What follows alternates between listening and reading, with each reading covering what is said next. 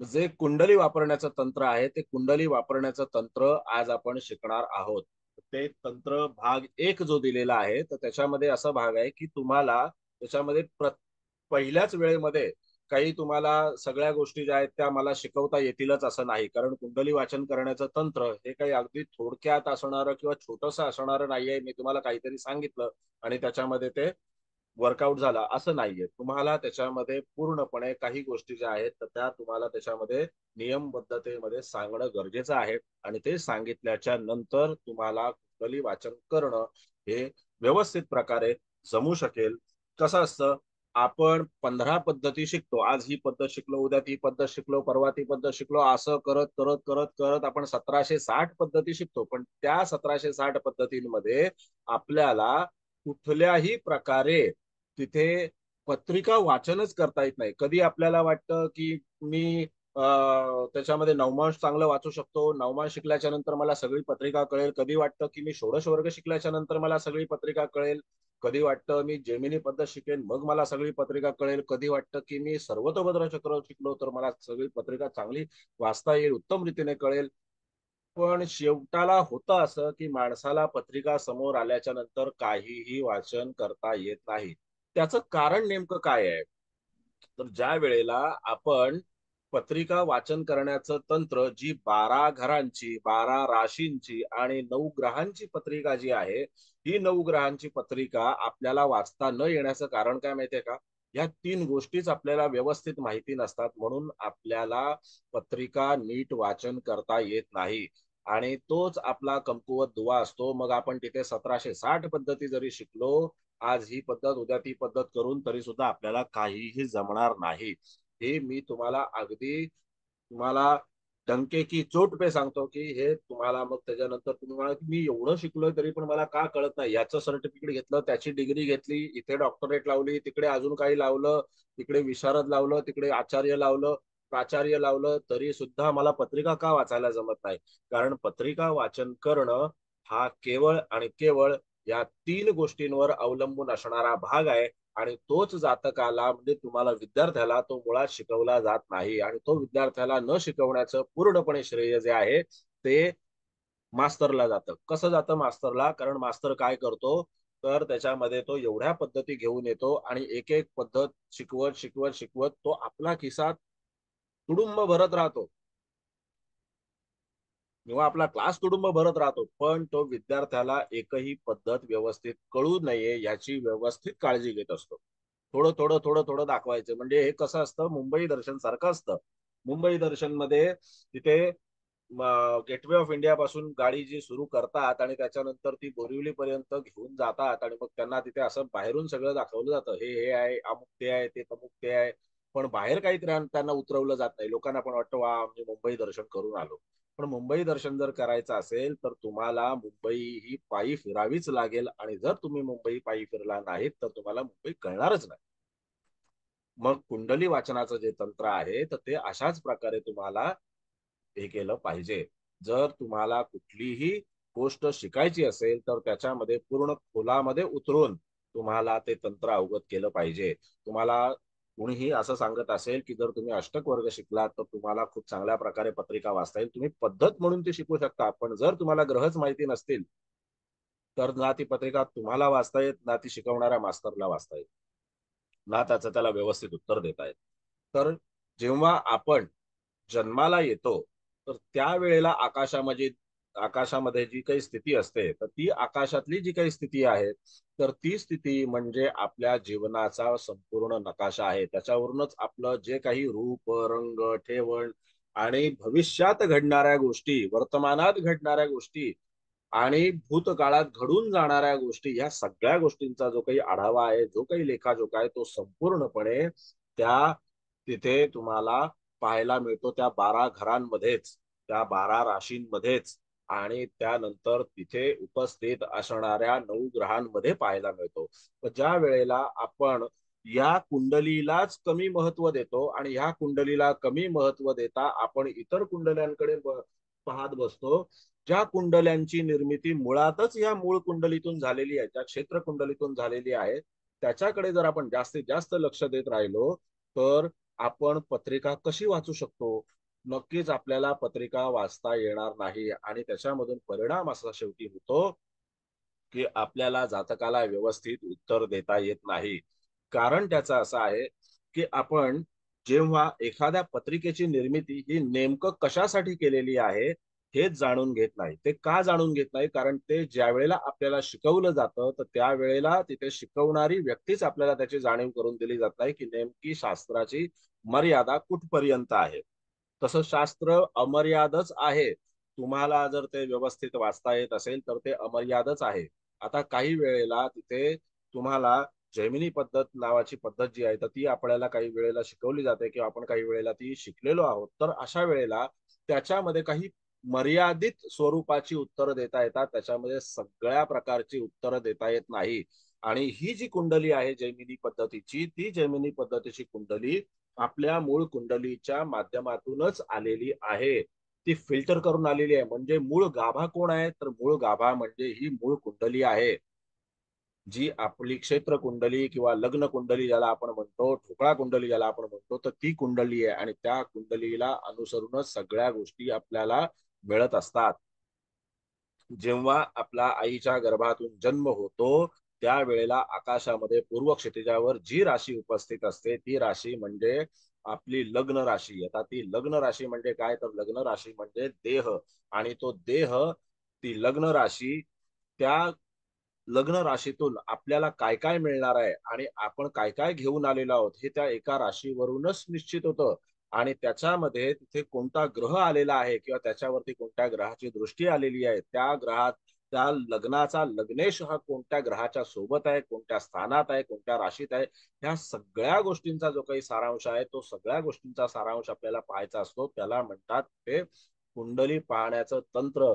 आणि हेच तंत्र आपल्याला शिकणं अतिशय आवश्यक आहे. जर आपण हे तंत्र शिकलो नाही, तर आपल्याला कुठली गोष्ट कळणार नाही. जर आपण त्याच्यामध्ये म्हटलं, की विवाह करायचा आहे, तर आपण नवमांश कुंडली पाहू, तर काहीही त्याच्यामध्ये अर्थ नाही. मग आपण त्याच्यामध्ये म्हटलं, की जर आपल्याला तिथे अरिष्ट ज्ञानम पाहायचं आहे, तर आपण त्याच्यामध्ये त्रिशांश कुंडली पाहू. काहीही अर्थ नाही. कारण जर तुम्हाला मूळ कुंडलीच कळली नाही, याचा अर्थ तुम्हाला ग्रह कळलेला नाही. तुम्हाला राशी कळलेली नाही. तुम्हाला ग्रहाला मिळालेलं स्थान कळलेलं नाही. जर आपल्याला ही कुंडली नाही कळली, तर आपण कुंडलीचं वाचन कसं करणार? तर त्याच्याकरता मी आजचं जे काही एक लेक्चर आहे, असंच कॉम्प्लिमेंटरी लेक्चर, बघूया आता जर पुढे माझा मूड झाला तर मी आणखीन एखाद दुसरी आणखीन कॉम्प्लिमेंटरी लेक्चर वेगवेगळ्या विषयांवरती घेईन. मला जर नवीन नवीन तशा पत्रिका मिळाल्या, पत्रिकांचा संग्रह संच माझ्याकडे आहेच, पण त्या जर काही वेळेला आणखीन मला असं इंटरेस्टिंग वाटतील अशा पत्रिका जर मिळाल्या, तर मग मी त्याच्यामध्ये तुम्हाला नक्की इन्व्हाइट करीन आणि तुम्हाला त्या पत्रिका शिकवण्याचा प्रयत्न करीन. पण हा विषय जो आहे कुंडली वाचनाचं तंत्र, हा मला तुम्हाला शिकवावासा वाटला कारण त्याच्यामध्ये अजूनही काही व्यक्तींना कुंडली वाचताना कधी कधी त्याच्यामध्ये असं वाटतं की आपल्याला खरोखर कुंडली वाचता येत नाही, की त्याच्यामध्ये त्यांना उत्तर देता येत नाही. ते लोक चुकतात आणि मग चुकल्याच्या नंतर माणूस काय करतो, तर तिथे लंगड्याची काठी म्हणजे महादशेचा आधार धरतो. महादशेचा हात धरल्याच्या नंतर मग त्याला कळतच नाही की आता आपण त्याला काय उत्तर द्यायचं. कुठेतरी व्यवस्थित गाडी चाललेली असते, ती मध्येच रुळावरून घसरते आणि मग त्याच्यामध्ये ती कुठल्या कुठे घेऊन जाते गाडी, त्याचं काही गणित समोरच्याला कळत नाही आणि त्या सांगणाऱ्याला सुद्धा कळत नाही, ऐकणाऱ्याला तर काहीच कळत नाही. त्या ऐकणाऱ्याचा काही दोष नसतो त्याच्यामध्ये. मी आता तुमच्या समोर जी कुंडली मांडणार आहे, तर त्या कुंडलीच्या मध्ये तिथे तुम्हाला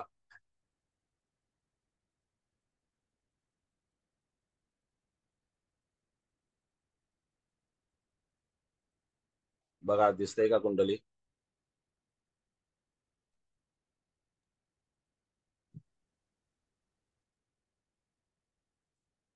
कुंडली दिसते का तुम्हाला? होय सर, दिसतंय. हो सर. ओके. बर.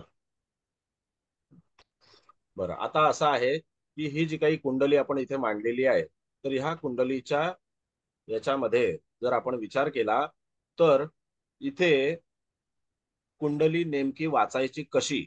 आता तुम्ही ही सगळ्यांनी कुंडली तुमच्या समोर पाहिलेली पाहताय तुम्ही कुंडली. आता मला फक्त तुम्हाला एवढंच सांगायचं याच्यावरती की ही एका स्त्रीची कुंडली आहे. आणि ही स्त्रीची कुंडली आहे, तर तुम्हाला ही पत्रिका वाचताना तुम्हाला काय जाणवतंय किंवा तुम्हाला काय वाटतंय, तर त्याच्याबद्दल तुम्ही जर मत व्यक्त केलं तर मला त्याच्यावरती भाष्य करणं आणखीन सोपं जाईल. कुंडली दिसते ना सगळ्यांना? हो हॅलो, सर. हो सर, हो सर. सर कुंडली मला दिसते ना? लॅपटॉपला अलाव करता का? मी इथून आउट होतो, लिव्ह होतो. सर हे खूप लहान आहे ते, थोडं झूम नाही करता येत. झूम केल्यावर ते दिसते स्पष्ट. होय, स्पष्ट दिसतंय, व्यवस्थित मोठी दिसते झूम केल्यावर. दिसते ना? हा, दिसते हो दिसते सर, दिसते. Okay okay.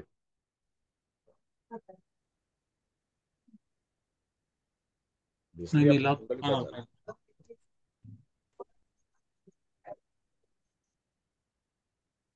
बरं. आता बोला बोला, तुम्हाला काय या कुंडलीला पाहून तुम्हाला त्याच्यामध्ये काय वाटतं त्याच्याबद्दल तुम्ही सांगा. काही मत तुमचं व्यक्त करायचं असेल तर करा. हॅलो, हा बोला. नमस्कार सर. नमस्ते.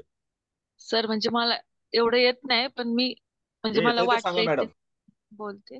बिनधास्तपणे षष्ठ सांगा. षष्ठ स्थानामध्ये शनी मंगळ एकत्र असल्यामुळे किंवा ते ऑपरेशनचा योग वगैरे येऊ शकतो. हा आणि राहू आणि रवी लग्न स्थानात एकत्र असल्यामुळं, राहू लग्न स्थानात असल्यामुळं पितृदोष, आणि रवी राहू एकत्र असल्यामुळं रवी हा प्रतिष्ठा देणारा ग्रह आहे किंवा आरोग्य देणारा ग्रह आहे.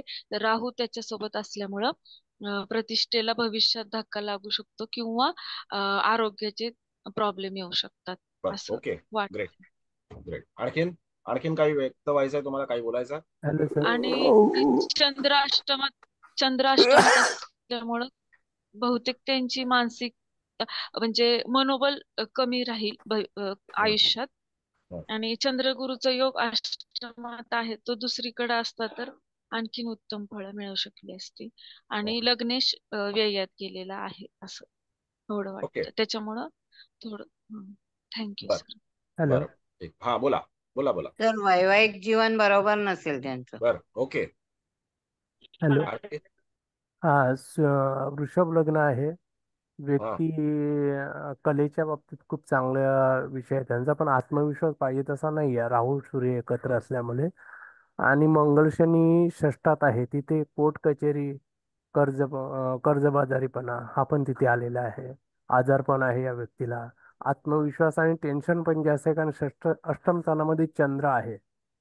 आणि बर शनीची दृष्टी गुरुवर आहे, त्यामुळे जरा फायनान्शियली पण थोडा प्रॉब्लेम आहे या व्यक्तीला. आणि बर व्यक्ती ही तापट आहे, कारण षष्ठातला मंगळ हा व्ययस्थानाला, शुक्राला, बुधाला बघतोय, त्यामुळे बोलताना पण तडक बोलतोय. हं, म्हणजे समोरच्याला समजून घेत नाही. आणि तोच मंगळ आठव्या दृष्टीने लग्नस्थानाला बघतो, हं. त्यामुळे त्याचा स्वभाव आहे तो थोडा तापट आहे.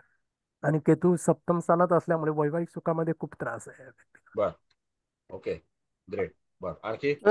सर वडिलांचं सौख्य सुद्धा कमी लाभेल, राहू सूर्य बरोबर एकत्र हा असल्यामुळे लग्नी. हा सर, भाग्योदयात पण अडथळे आहेत मंगळाची चौथी दृष्टी. Okay okay. बर, बोला नांगरे साहेब, बोला काय आणखीन? सर ऍटिट्यूड पण खूप असणार या व्यक्तीला. बर सासरी पण त्रास असेल, शनीची तिसरी दृष्टी. अच्छा अच्छा. फॅशनेबल पण जास्त आहे सर, कारण शुक्र व्ययस्थानात बर असल्यामुळे. सर मी बोलू? हा बोला. सर ही कुंडली तशी कर्तृत्ववान आहे. हा अं, वृषभ लग्न असल्यामुळं ती प्रयत्नवादी खूप आहे. हं. तिथे रवी असल्यामुळं त्याचं नॉलेज वगैरे पण चांगलं आहे. वृषभ लग्न प्रयत्नवादी आहे कसं काय? वृषभाचे गुण जे असतात ना, वृषभ कधी स्वस्थ बसत नाही, त्यांना स्वस्थ बसा म्हणलं शिक्षा वाटते. वृषभ स्वस्त बसते, पण नाही म्हणजे इथे प्रयत्नामध्ये खूप असते, ती आळशी नसते वृषभ. बघा, वृषभ राशी जी आहे, म्हणून मी तुम्हाला मध्ये थांबवलं याच्यासाठी की वृषभ राशी जी आहे ती भोगवादी जास्ती आहे, आशावादी नाहीये. आशावादी भोगवादी राशी आहे. धनु राशी आहे. 2 भोगवादी मिनिटं. आहे, पण प्रयत्नवादी पण आहे ना. हा, प्रयत्न करणं हे प्रत्येक राशीकडे आहे, परंतु प्रयत्न कुठपर्यंत करायचा आणि प्रयत्नाची जी काही पराकाष्ठा आहे ती करणं, प्रयत्नांची पराकाष्ठा ही मंगळाकडे आहे. आशावादी असणं हे गुरुकडे आहे आणि बुद्धीने एखाद्या गोष्टीवरती निर्णय घेणं हे बुधाकडे आहे. सचोटीने टिकून राहणं हे शनीकडे आहे. आपण बरं. काय आहोत हे लोकांसमोर प्रेझेंट करणं हे बुधाकडे आहे. आपला सन्मान आपल्या हाती असणं आणि त्याला वाढ करणं त्याच्यामध्ये, किंवा त्या सन्मानाची जी काही एक व्याप्ती आहे ती व्याप्ती वाढवणं हे सूर्याकडे आहे. त्यानंतर तिथे शुक्रासारखा ग्रह हा माणसाला स्वकेंद्रित बनवतो, स्वतःच्या व्यतिरिक्त इतरांच्या बाबतीमध्ये विचार कमी करायला भाग पाडतो, असा आहे. आणि तो निर्णय जर कुठला घेत असेल तर तो पहिला स्वतःसाठी घेतो, नंतर इतरांसाठी. हा माझ्या फायद्याचा निर्णय आहे ना, बस असं त्याचं हे आहे. बर, हा आता बोल. शनी मंगळ षष्ठात आहेत. आता षष्ठात शनी मंगळ असल्यानंतर तो काहीतरी काम चांगल्या रीतीने व्यवस्थित काम करणार, तो काम मिळणार त्याला. फक्त तो आता सप्तमे षष्ठात असल्यामुळे त्याचं वैवाहिक जीवन डिस्टर्ब असणार, तिथे विरोध होणार. पुन्हा 1 2 3 4 5 6 7 8 9 गुरुची चंद्रावर दृष्टी आहे.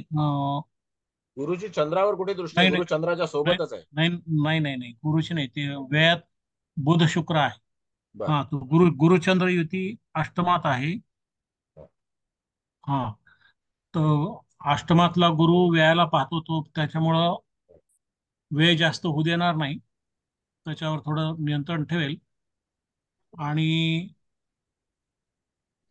फक्त जे काही प्रॉब्लेम आहेत ते लग्नी राहू असल्यामुळे काही गोष्टीत त्याला जजमेंट येणार नाही, उशिरा येईल. आणि दुसरी गोष्ट, लग्नेश व्ययात आहे शुक्र, म्हणून प्रकृतीचे थोडे प्रॉब्लेम असू शकतात. आणि शनीची तिसरी दृष्टी चंद्रावर आहे, म्हणून थोडं मानसिक त्याचं खच्चीकरण काही वेळेस होऊ शकतं. ओके. परंतु तिथं जो आहे तो गुरु जो आहे तो स्वराशीत गुरु आहे. अष्टमात गुरु स्वराशीत आहे, चंद्रयुक्त आहे, त्याच्यामुळे त्याचं नेचर थोडं सात्विक आणि व्यवस्थित असू शकेल. ठीक आहे. आता धनाबद्दल पण सासरचे त्यांचा लोक धार्मिक प्रॉब्लेम असतील असेल. का सर यांचे? सासरचे लोक कर्किक धार्मिक वृत्ती असतील? असेल. नाही, सासरमध्ये कोण धार्मिक वगैरे नाही. आता धार्मिक म्हणजे धार्मिक आहेत तसे, पण अगदी असं म्हणजे असे कोणी भक्ती मार्गातले असे असणारे असे कोणी जास्ती नाहीये. सासरमध्ये कोणीतरी स्वतः शिक्षक त्याच्या- किंवा गुरु कोणीतरी असू शकतात सासरी. Okay okay. तर ठीक आहे. कर्किक आता वृत्ती पण ही व्यक्ती असेल ना सुद्धा त्यांची. सासरहूनच आलेली आहे, त्याच्यामुळे आपण या व्यक्तीच्या बद्दल पण तो नियम हे करू शकतो. बरं, बोला आणखीन दुसरा. तर कुलकर्णी. बुध वृत्ती शुक्र आणि सासरकडून त्यांना म्हणजे असं काही पैसा किंवा प्रॉपर्टी मिळू शकते. ओके, बर, ठीक आहे. कुलकर्णी आणि साहेब बोला. अकस्मात धनलाभाचे पण योग आहेत व्यक्ती ही त्यांच्यात. अतिशय जिद्दी, जरा हट्टी, करारी. हा. व्यक्ती ही अतिशय जिद्दी, हट्टी, करारी, स्वतःला महत्व देण्याच्या ह्याच्यामध्ये जास्त खर्च करणारी, संघर्ष खूप आहे जीवनात, पण संघर्ष करण्याची ताकद पण दिलेली आहे आणि कदाचित संघर्षातनं ही व्यक्ती प्रगती साधू शकेल. हे वाक्य अतिशय सुंदर आहे. संघर्षातून ही व्यक्ती प्रगती साधू शकेल. धन्यवाद. Thank you sir. ओके, बर. सर, बुध आणि शुक्राची युती असल्यामुळे ही व्यक्ती एकतर बोलगेवडी असेल आणि त्याच्याप्रमाणे हसी मजाक सुद्धा करणारी असेल. आणि त्याचप्रमाणे ते मेष राशीत असल्यामुळे जर एखादा व्यवसाय केला तर बुध शुक्र हे त्याला त्याच्यामध्ये चांगल्यापैकी पैसा वगैरे मिळवून देतील असं दिसतंय. ओके, काय काय म्हणाला तुम्ही? पैसा वगैरे मिळवून देतील? हॅलो, मेषेमध्ये आहेत पण हा बुध शुक्र आहेत. बुध हा बहुतेक व्यवसायाकडे वळणारा आहे. त्याच्याबरोबर हा शुक्र सुद्धा आहे. जर हा एखाद्या चांगल्या व्यक्तीची जर त्याला सहचरणीची वगैरे जर त्याला संगत मिळाली तर हा कदाचित हा तो व्यवसायामध्ये चांगला हे करू शकेल, प्रगती करू शकेल. ओके. आणि आणि दुसरी गोष्ट म्हणजे की जनसंपर्क चांगला असेल, हसी मजाक असल्यामुळे याच्याबरोबर लोक सुद्धा चांगल्या प्रकारे राहू शकतील असं एकंदरीत वाटतंय. ओके. ओके, चालेल. आणखीन? सर सर हा या व्यक्तीला लग्नी राहू आणि सूर्य असल्यामुळं मानसन्मान कमी मिळेल. आणि हा ह्या व्यक्तीचे अपत्य जे आहे ते शिक्षणाच्या निमित्तानं अं, बरंच दूर दूर दूरच्या ठिकाणी जाऊन शिक्षण घेईल असं दिसतंय. अपत्य नाहीये. नाही आहे. अच्छा. हा, बर.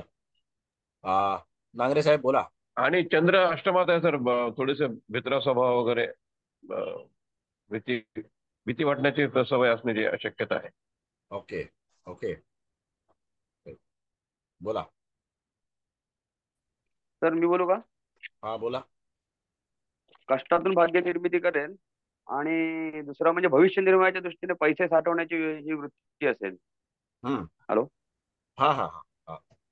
हा yes, sir. ओके, बर. वैवाहिक सौख्य नसेल सर, कारण सप्तमेश शनी बरोबरती आहे. हा ओके. आणि बर, या व्यक्तीचे किती लग्न झाले तरी पुन्हा पुन्हा लग्न. काय ते पुन्हा पुन्हा काय? Hello sir. हॅलो. हा बोला. पुन्हा पुन्हा लग्न होतील, किती लग्न केली तरी लग्न पुन्हा होतील, घटस्फोटाचे चान्सेस जास्त वाटतात. बर. ओके, बर, ठीक आहे. बरं, अजून काही कोणाला नातेवाईकांशी बोलायचं पण आहे? पटत बरं, नसेल. आता ज्यांनी बोललेलं आहे त्यांनी थांबा जरा. बाकीच्यांना कोणाला बोलायचं असेल तर संधी द्या. मी तुम्हाला आता पुढची पत्रिका जी आहे तर ती पत्रिका तुम्हाला मी रितसर समजावून सांगतो. आणि पत्रिका वाचनाचं जे तंत्र आहे, कशी पत्रिका वाचली पाहिजे, कुठल्या प्रकारात वाचली पाहिजे. व्यक्ती मला माहिती आहे म्हणून मी तुम्हाला त्या व्यक्तीच्या बद्दल व्यवस्थित सांगू शकतो, हा एक भाग निराळा झाला. परंतु ज्या वेळेला आपल्याला व्यक्ती माहिती नसेल आणि तेव्हा आपण जर समजा एखाद्या व्यक्तीच्या बाबतीमध्ये प्रिडिक्शन करणार असू तर ते कशा प्रकारे केलं पाहिजे, त्याची भाषा, त्याची व्यवस्था कशी असली पाहिजे, त्याच्याबद्दल मी तुम्हाला थोडंसं सांगणार आहे. पहिल्यांदी तुम्हाला या व्यक्तीच्या बाबतीमध्ये तिथे नेमकं काय घडलेलं आहे याच्याबद्दल थोडंसं तुम्हाला मी जी कल्पना आहे ती कल्पना तुम्हाला देतो की नेमकं काय त्याच्यामध्ये या व्यक्तीचा घडलेलं आहे. बरं, ओके. तत्पूर्वी कुणाला काय बोलायचं आहे? मगाचपासून नांगरे साहेब तुमचा माईक ऑन होता, तुम्हाला काय बोलायचं आहे का?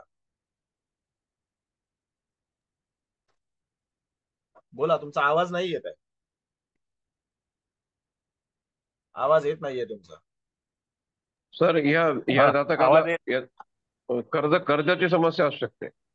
बर, मला वाटतं आवाज येत नाहीये. हा, मी बोलू का सर? हा बोला.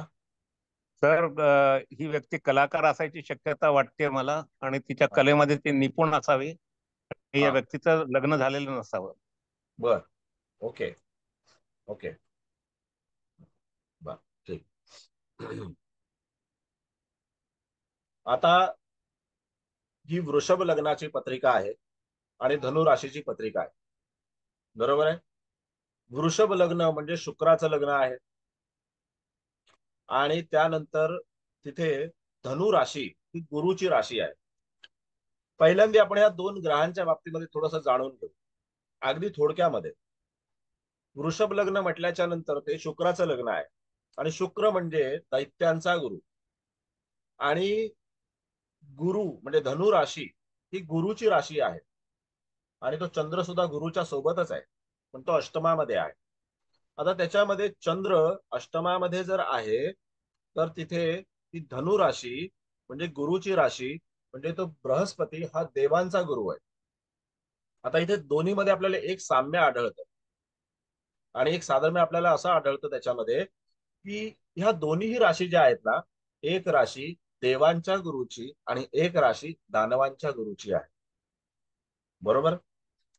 मग आता याच्यामध्ये गुरु हा गुरुच असतो, मग तो दानवांचा असो का देवांचा असो. जो गुरु आहे त्याच्याकडे विद्वत्ता आणि सर्व परिस्थिती समजून घेण्याची आणि त्याच्यावर सर्वसमावेशक निर्णय घेण्याची क्षमता असते. मग आता ती वृषभ राशीमध्ये पण असू शकते किंवा तुळ राशीमध्ये पण असू शकते, मीन राशीमध्ये पण असू शकते किंवा धनु राशीमध्ये पण असू शकते. पण त्याच्यामध्ये जर समजा आपण फिल्टर करायचं म्हटलं तर याच्यामध्ये नेमकं या पत्रिकेमध्ये वजन हे कुठे प्राप्त झालेलं आहे असं तुम्हाला वाटतं? लग्न स्थान तर पूर्णपणे बिघडलेलं आहे. म्हणजे वर करणी बघताना आपल्याला हेच वाटतं की लग्न स्थान पूर्णपणे बिघडलेलं आहे. लग्नी सूर्य राहूची युती आहे, सप्तमामध्ये केतू आहे, त्यानंतर षष्ठामध्ये शनी मंगळाची युती आहे. बघा, षष्ठामध्ये शनी मंगळाची युती आहे आणि त्याच्यानंतर तिथे चंद्र गुरुची युती ही अष्टम स्थानामध्ये आणि व्ययस्थानामध्ये बुध आणि शुक्राची युती आहे. आता आपल्याला पहिलं बघायचं काय आहे, कुठलीही पत्रिका पाहताना आपल्याला पहिलं काय पाहायला पाहिजे आणि त्याच्यानंतर आपल्याला काय पाहायला पाहिजे, स्टेप बाय स्टेप तुम्हाला मी त्याच्यामध्ये सांगतो. सगळ्यात पहिलं आपल्याला लग्न पाहिलं पाहिजे की लग्न कोणतं आहे, तर वृषभ लग्न आहे. वृषभ लग्न म्हटल्याच्या नंतर शुक्राचं लग्न आहे. लग्न हे ऐहिक सुखाशी संबंधित आणि त्यानंतर तिथे आपल्याला कशा प्रकारे प्रत्येक गोष्टीचा आनंद मिळवता येईल, प्रत्येक गोष्टीचा आनंद कशा प्रकारे घेता येईल याच्या बाबतीमध्ये तिथे आपल्याला जी काही व्यवस्था आहे ती वृषभ लग्नामध्ये जास्ती आहे. कारण वृषभ लग्न अशा पद्धतीने नेहमी ऍक्टिव्ह होत असतं किंवा अशा पद्धतीने ते नेहमी त्याच्यामध्ये जास्तीत जास्त सहभाग घेत असतं की अमुक एक गोष्ट जर मी करतोय तर त्याचा मला फायदा किती आणि त्याच्यामध्ये जास्तीत जास्त मला काय मिळू शकेल. म्हणजे स्वतःच्या भोगाकडे आणि स्वतःच्या सुखाकडे वृषभ लग्नाचा कल हा नेहमी जास्त असतो. त्या तिथे लग्नी सूर्य आहे, म्हणजेच त्याच्यामध्ये तिथे लग्नी सूर्य असल्याच्या नंतर जातकाच्या अंगी सूर्याचे गुणधर्म असणं निश्चित आहे. जेव्हा वृषभ राशीमध्ये सूर्य आहे तर तिथे त्या जातकाला वडिलांच्या कडून जरी संपूर्णपणे तिथे पाठिंबा मिळाला नाही तरी वडिलांनी या जातकाच्या जीवनामध्ये कोणत्याही गोष्टीची कमतरता म्हणून केली नाही. प्रत्येक गोष्ट व्यवस्थित मिळवून दिली. ही जी स्त्री आहे तिच्या वडिलांनी तिथे प्रत्येक गोष्ट जी आहे ती त्या व्यक्तीच्या मनाप्रमाणे त्यांना मिळवून दिली. कोणतीही गोष्ट असं काही हे नाही की त्याच्यामध्ये ही गोष्ट नाही करायची किंवा अमुक एक नाही गोष्ट करायची असं त्याच्यामध्ये कधी नकार दिला नाही. जे हवं ते मुलीला जसंच्या तसं त्यांनी करायला दिलं. त्याच्यानंतर या मुलीने तिथे आपल्या करिअरची जी निवड केली ती करिअरची निवड ही सरकारी क्षेत्राच्या संबंधित केली. बघा, ही निवड ह्या व्यक्तीने सरकारी क्षेत्राच्या संबंधित केली. आता त्याच्यामध्ये सुद्धा ह्या व्यक्तीने तिथे स्पर्धा परीक्षाचं चयन केलं. या व्यक्तीने स्पर्धा परीक्षेचं चयन केलं आणि स्पर्धा परीक्षेचं चयन केल्याच्या नंतर तिथे तिने जे काही यश आहे ते यश सुद्धा ह्या व्यक्तीने मिळवलं आणि ते यश मिळाल्याच्या नंतर कधी कधी यश हे जास्त काळ टिकत नाही म्हणतो ना आपण, ते ह्या व्यक्तीच्या बाबतीमध्ये घडलं. आता इथपर्यंत व्यक्ती कशी पोहोचली याचं थोडंसं कारण मी तुम्हाला सांगतो. आता ही पत्रिका ह्या पुढच्या 9 वाजेपर्यंत ही पत्रिका पूर्ण होईलच सांगून असं काही नाहीये. झाली तर उत्तमच आहे. आता त्याचं चयन का केलं, स्पर्धा परीक्षांचं चयन का केलं, स्पर्धा परीक्षांमध्ये यश कसं मिळालं आणि स्पर्धा परीक्षा देण्याची इच्छा जी आहे तर ती का तिथे जागृत झाली याच्याबद्दल आपल्याला थोडीशी चर्चा करायची. मुळातच सूर्य हा सत्तेचा कारक ग्रह आहे. सूर्य जो आहे हा सत्तेचा कारक ग्रह आहे. लग्नी सूर्य असणं, सूर्याचं लग्न असणं म्हणजेच त्याच्यामध्ये सिंह लग्न, सूर्याची राशी असणं म्हणजे सिंह राशी असणं, लग्नेश सूर्याच्या राशीत असणं म्हणजे सिंह राशीत असणं, लग्नेश सूर्याच्या सोबत असणं, म्हणजे कुठलाही ग्रह हा सूर्याच्या सोबत असणं, म्हणजे तिथे जातकाला सत्तेची जी काही आसक्ती आहे, सत्तेची जी काही लालसा आहे ती तयार होते, मान सन्मानाची लालसा तयार होते, आणि तो मान सन्मान टिकवण्याचं कार्य जे आहे ते सूर्यच करतो. पण इथे आपल्याला पहिल्या स्थानामध्येच दिसून येतं की वृषभ राशीमध्ये, वृषभ लग्न जे आहे या वृषभ लग्नामध्ये राहू आणि सूर्याची युती आहे. म्हणजे हे जी काही इच्छा, आकांक्षा आणि जी काही महत्वाकांक्षा होती, तशी व्यक्तीने घोडदौड सुरू केली, पण ती घोडदौड राहूने जास्त काळ टिकू दिली नाही. राहूने स्पर्धा परीक्षांपर्यंत जायला दिलं, स्पर्धा परीक्षेमध्ये यश मिळायला दिलं सूर्याच्यामुळे, चंद्रगुरूच्या युतीमुळे. लग्नेश लग्नेश जो शुक्र आहे तो मेष राशीत असल्या कारणाने, त्यानंतर लग्नेश गुरुच्या दृष्टीत असल्या कारणाने, लग्नेश गुरुच्या दृष्टीत असल्या कारणाने, लग्नाच्या वर मंगळाची दृष्टी असल्या कारणाने तिथे स्पर्धा परीक्षांपर्यंत व्यक्ती पोहोचली, व्यक्ती सरकारी नोकरीत रुजू देखील झाली, पदावर रुजू देखील झाली.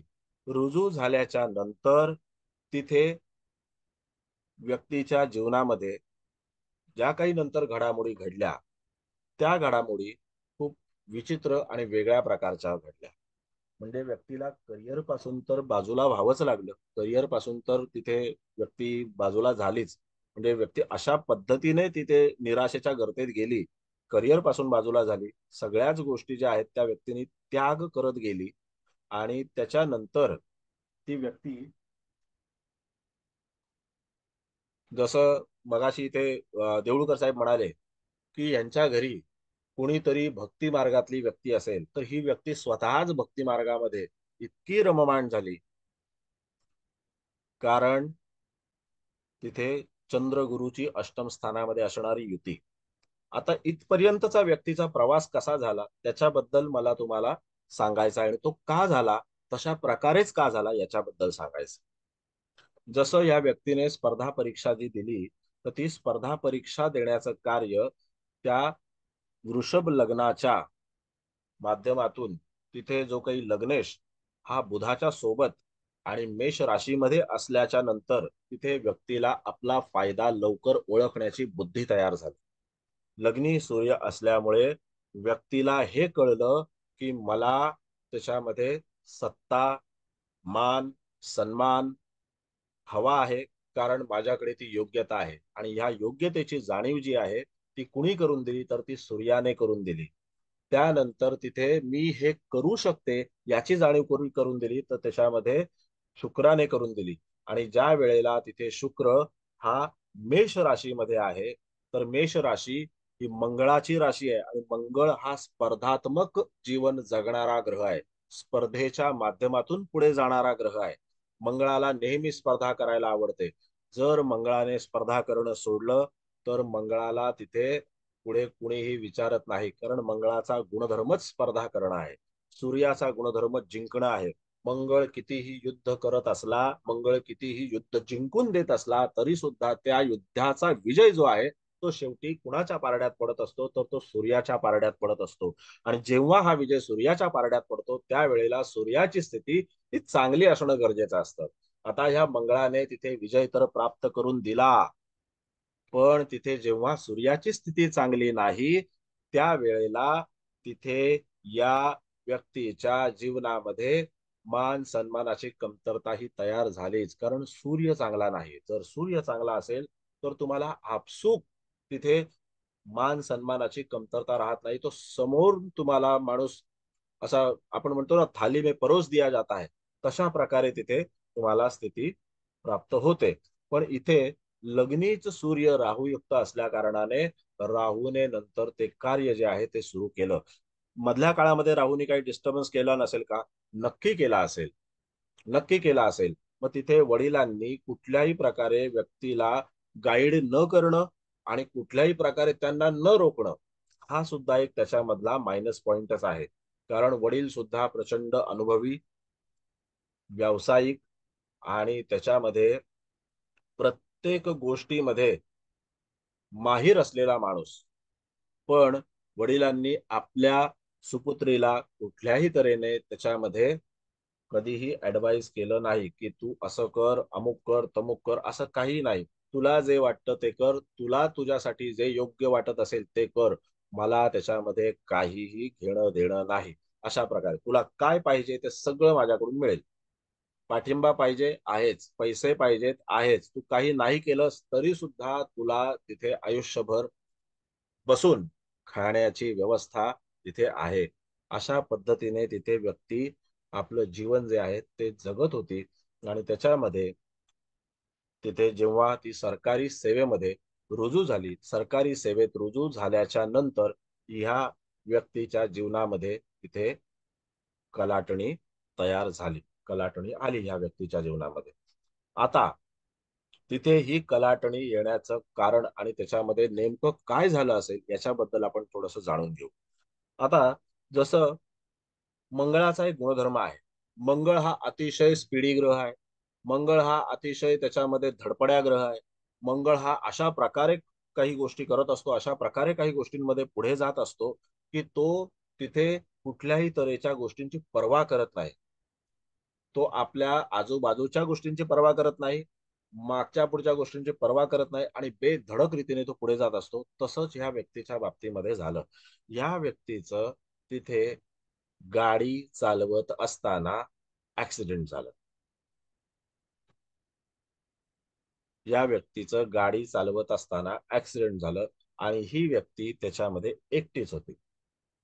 आता ह्या एकट्या व्यक्तीचं त्याच्यामध्ये ऍक्सिडेंट झाल्याच्या नंतर त्याचं जी काही परिणिती होती ती परिणिती पूर्णपणे त्याच्यामध्ये अपंगत्वामध्ये झाली आणि ही व्यक्ती नंतर अपंग झाली. आणि अपंग झाली त्याच्यानंतर पूर्णपणे नैराश्याच्या गर्तेत गेली. आता ह्याच्यामध्ये जर समजा आपण विचार केला तर असं का झालं असेल, असं का झालं असेल. आता दरवेळेला आपण म्हणतो की अष्टमात मंगळ आहे म्हणून त्याच्यामध्ये ऍक्सिडेंट झाला असेल, पण इथे तर अष्टमामध्ये गुरु आहे. त्यानंतर आपण असंही म्हणतो की जर समजा त्याच्यामध्ये अष्टमावरती मंगळाची दृष्टी असेल तर त्याच्यामध्ये ऍक्सिडेंट होतं. मग इथे तर शनीची दृष्टी आहे. पण इथे ऍक्सिडेंट होण्याचं काम सुरू कुठून झालं आणि त्याच्यामध्ये त्याची परिणिती जी आहे, त्या अपघाताची जी परिणिती आहे ती अपंगत्वामध्ये का झाली याचं कारण आपल्याला इथे जाणून घ्यायचं. लग्नेश हा मेष राशीमध्ये, लग्नेश हा मेष राशीमध्ये, त्यामुळे व्यक्तीने अतिरिक्त धाडस आणि अतिरिक्त ज्या काही धाडसाच्या गोष्टी आहेत त्या तिथे दाखवण्याचा प्रयत्न केला. त्यानंतर लग्नेश हा तिथे मंगळाच्या समसप्तक योगात आहे. लग्नेश शुक्र मंगळाच्या समसप्तक योगात आहे आणि मंगळाच्या समसप्तक योगात ज्या वेळेला एखादा ग्रह असतो त्यावेळेला मंगळ त्याला उकसवण्याचं काम करतो. चंद्र असेल तर चंद्राला, सूर्य असेल तर सूर्याला तो त्याला उकसवण्याचं काम करतो आणि तेच काम जे आहे तेच काम त्याच्यामध्ये या मंगळाच्या माध्यमातून झालं. आणि जेव्हा हे काम झालं तर त्यावेळेला तिथे ह्या व्यक्तीने तिथे भरधाव गाडी जी आहे ती भरधाव गाडी उलटी झाली. म्हणजे ह्या व्यक्तीची गाडी अक्षरशः उलटी झाली आणि त्याच्यानंतर ह्या व्यक्तीच्या पायाला, गुडघ्यांना, मांडीपासूनचा जो काही सगळा भाग आहे त्या भागाला पूर्णपणे इजा झाली आणि ती व्यक्ती त्याच्यामध्ये अपंग झाली. आणि पहिला पहिला तर पाठीला सपोर्ट असल्याशिवाय त्यांना बसायलाच यायचं नाही. म्हणजे पूर्णपणे असं बेडवरती मागे रेलून राहणं अशाच प्रकारची तिथे ती त्यांचं जीवन चाललेलं होतं. आता थोडस व्यवस्थित आहे. आता त्यामध्ये जर समजा आपण तिथे पाहिलं तर ती शुक्राला बुद्धी कुणी दिली तर ती मेष राशीने बुद्धी दिली स्पीडची. आणि त्याच्यामध्ये मंगळ जो समसप्तक योगामध्ये आहे त्या समसप्तक योगातल्या मंगळाने अति आगाऊपणा करण्याची बुद्धी दिली.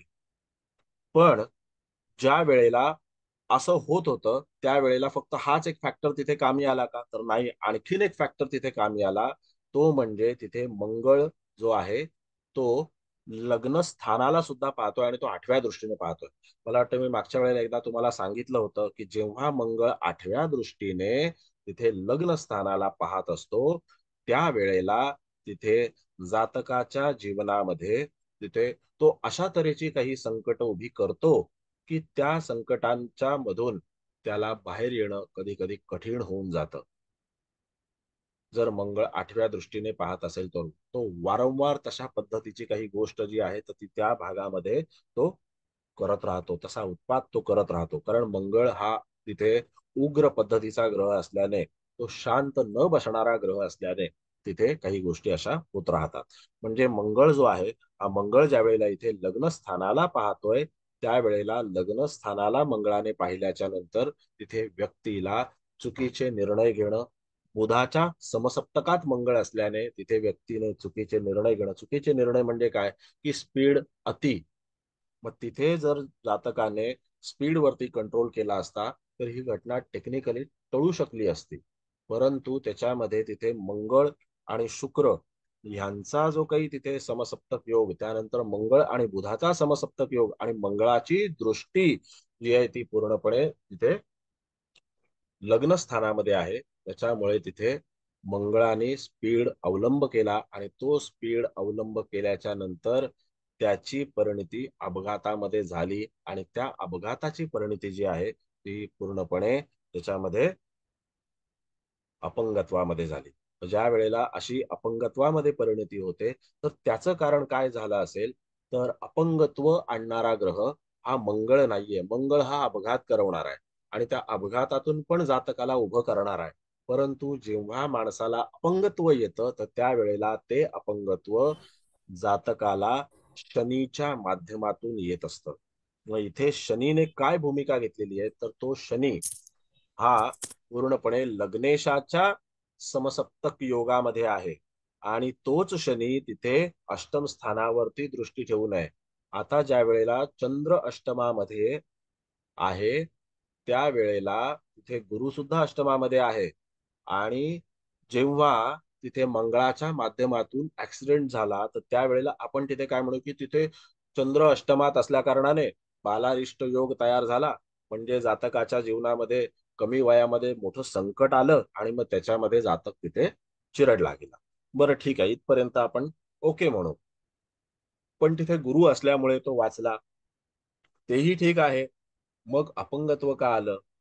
संकट तर आलं जातकावरती, नक्कीच आलं संकट. पण त्या संकटाची केवळ आणि केवळ कारण मीमांसा त्या अष्टम स्थानामध्ये होऊ शकत नाही. तर जी मी तुम्हाला आता 4-5 कारणं सांगितली, त्या कारणांचा विचार होणं फार आवश्यक आहे. कुठला ग्रह आपल्या ताटामध्ये काय वाढू शकतो, हे जर ज्योतिषाला नाही कळलं, तर मग त्याच्यामध्ये पत्रिका वाचन करणं कठीण. मग इथे जी काही परिस्थिती उद्भवलेली आहे, ती कोणत्या ग्रहाच्या माध्यमातून उद्भवलेली आहे तर ती मंगळ ग्रहाच्या माध्यमातून उद्भवलेली आहे. जेव्हा मंगळ ग्रहाने तिथे षष्ठ स्थानाचा ताबा घेतलेला आहे, त्यानंतर तिथे मंगळाने लग्नेशाचा ताबा घेतलेला आहे आणि लग्नावरती पण दृष्टी ठेवलेली आहे, त्यावेळेला तिथे मंगळाने आपलं काम केलं. मंगळाचं काम संपल्याच्या नंतर शनीचं काम सुरू होतं आणि जेव्हा शनीचं काम सुरू झालं त्यावेळेला तिथे षष्ठ स्थानामध्ये जसं की आपल्याला दिसतंय षष्ठ स्थानामध्ये शनी मंगळाची युती आहे. शेवटी अपघात झाल्याच्या नंतर व्यक्ती जो आहे तो हॉस्पिटलाइज होणार आणि हॉस्पिटलाइज झाल्याच्या नंतर व्यक्तीला त्याच्यामध्ये अपंगत्व आलं तर तिथे त्या शनी मंगळाच्या युतीच्या बाबतीमध्ये इथे तसा विचार करू नये की शनी मंगळाच्या युतीमुळे अपंगत्व आलं. तर शनी शनी जो आहे हा शनी शुक्राच्या समसप्तक योगात आहे. लक्षात घ्या, शुक्राच्या समसप्तक योगात आहे आणि शनी अष्टम स्थानाला पाहतोय. तो अष्टमातल्या दोन्ही ग्रहांना पाहणारच, पण तो जेव्हा अष्टम स्थानाला पाहतोय त्या वेळेला तिथे जातकाच्या जीवनामध्ये अपघाताची परिणती ही अपंगत्वामध्ये झाली आणि त्यानंतर जातकावरती शस्त्रक्रिया म्हणजे जवळजवळ 7 ते 8 ऑपरेशन्स जी आहेत ती जातकाची झाली. परंतु त्याच्यामध्ये कुठल्याही तऱ्हेने यश काही मिळालं नाही. कुठल्याही तऱ्हेने यश मिळालं नाही. केवळ जातक त्याच्यामध्ये जगला, त्याचा जीव वाचला, तिथेही वडिलांनी पूर्ण खर्च केला. बघा, तिथेही वडिलांनी पूर्ण खर्च केला, पण वडिलांनी सुद्धा त्याच्यामध्ये असं काही खूप अटॅचमेंट आणि अशा काही गोष्टी दाखवल्या नाहीत.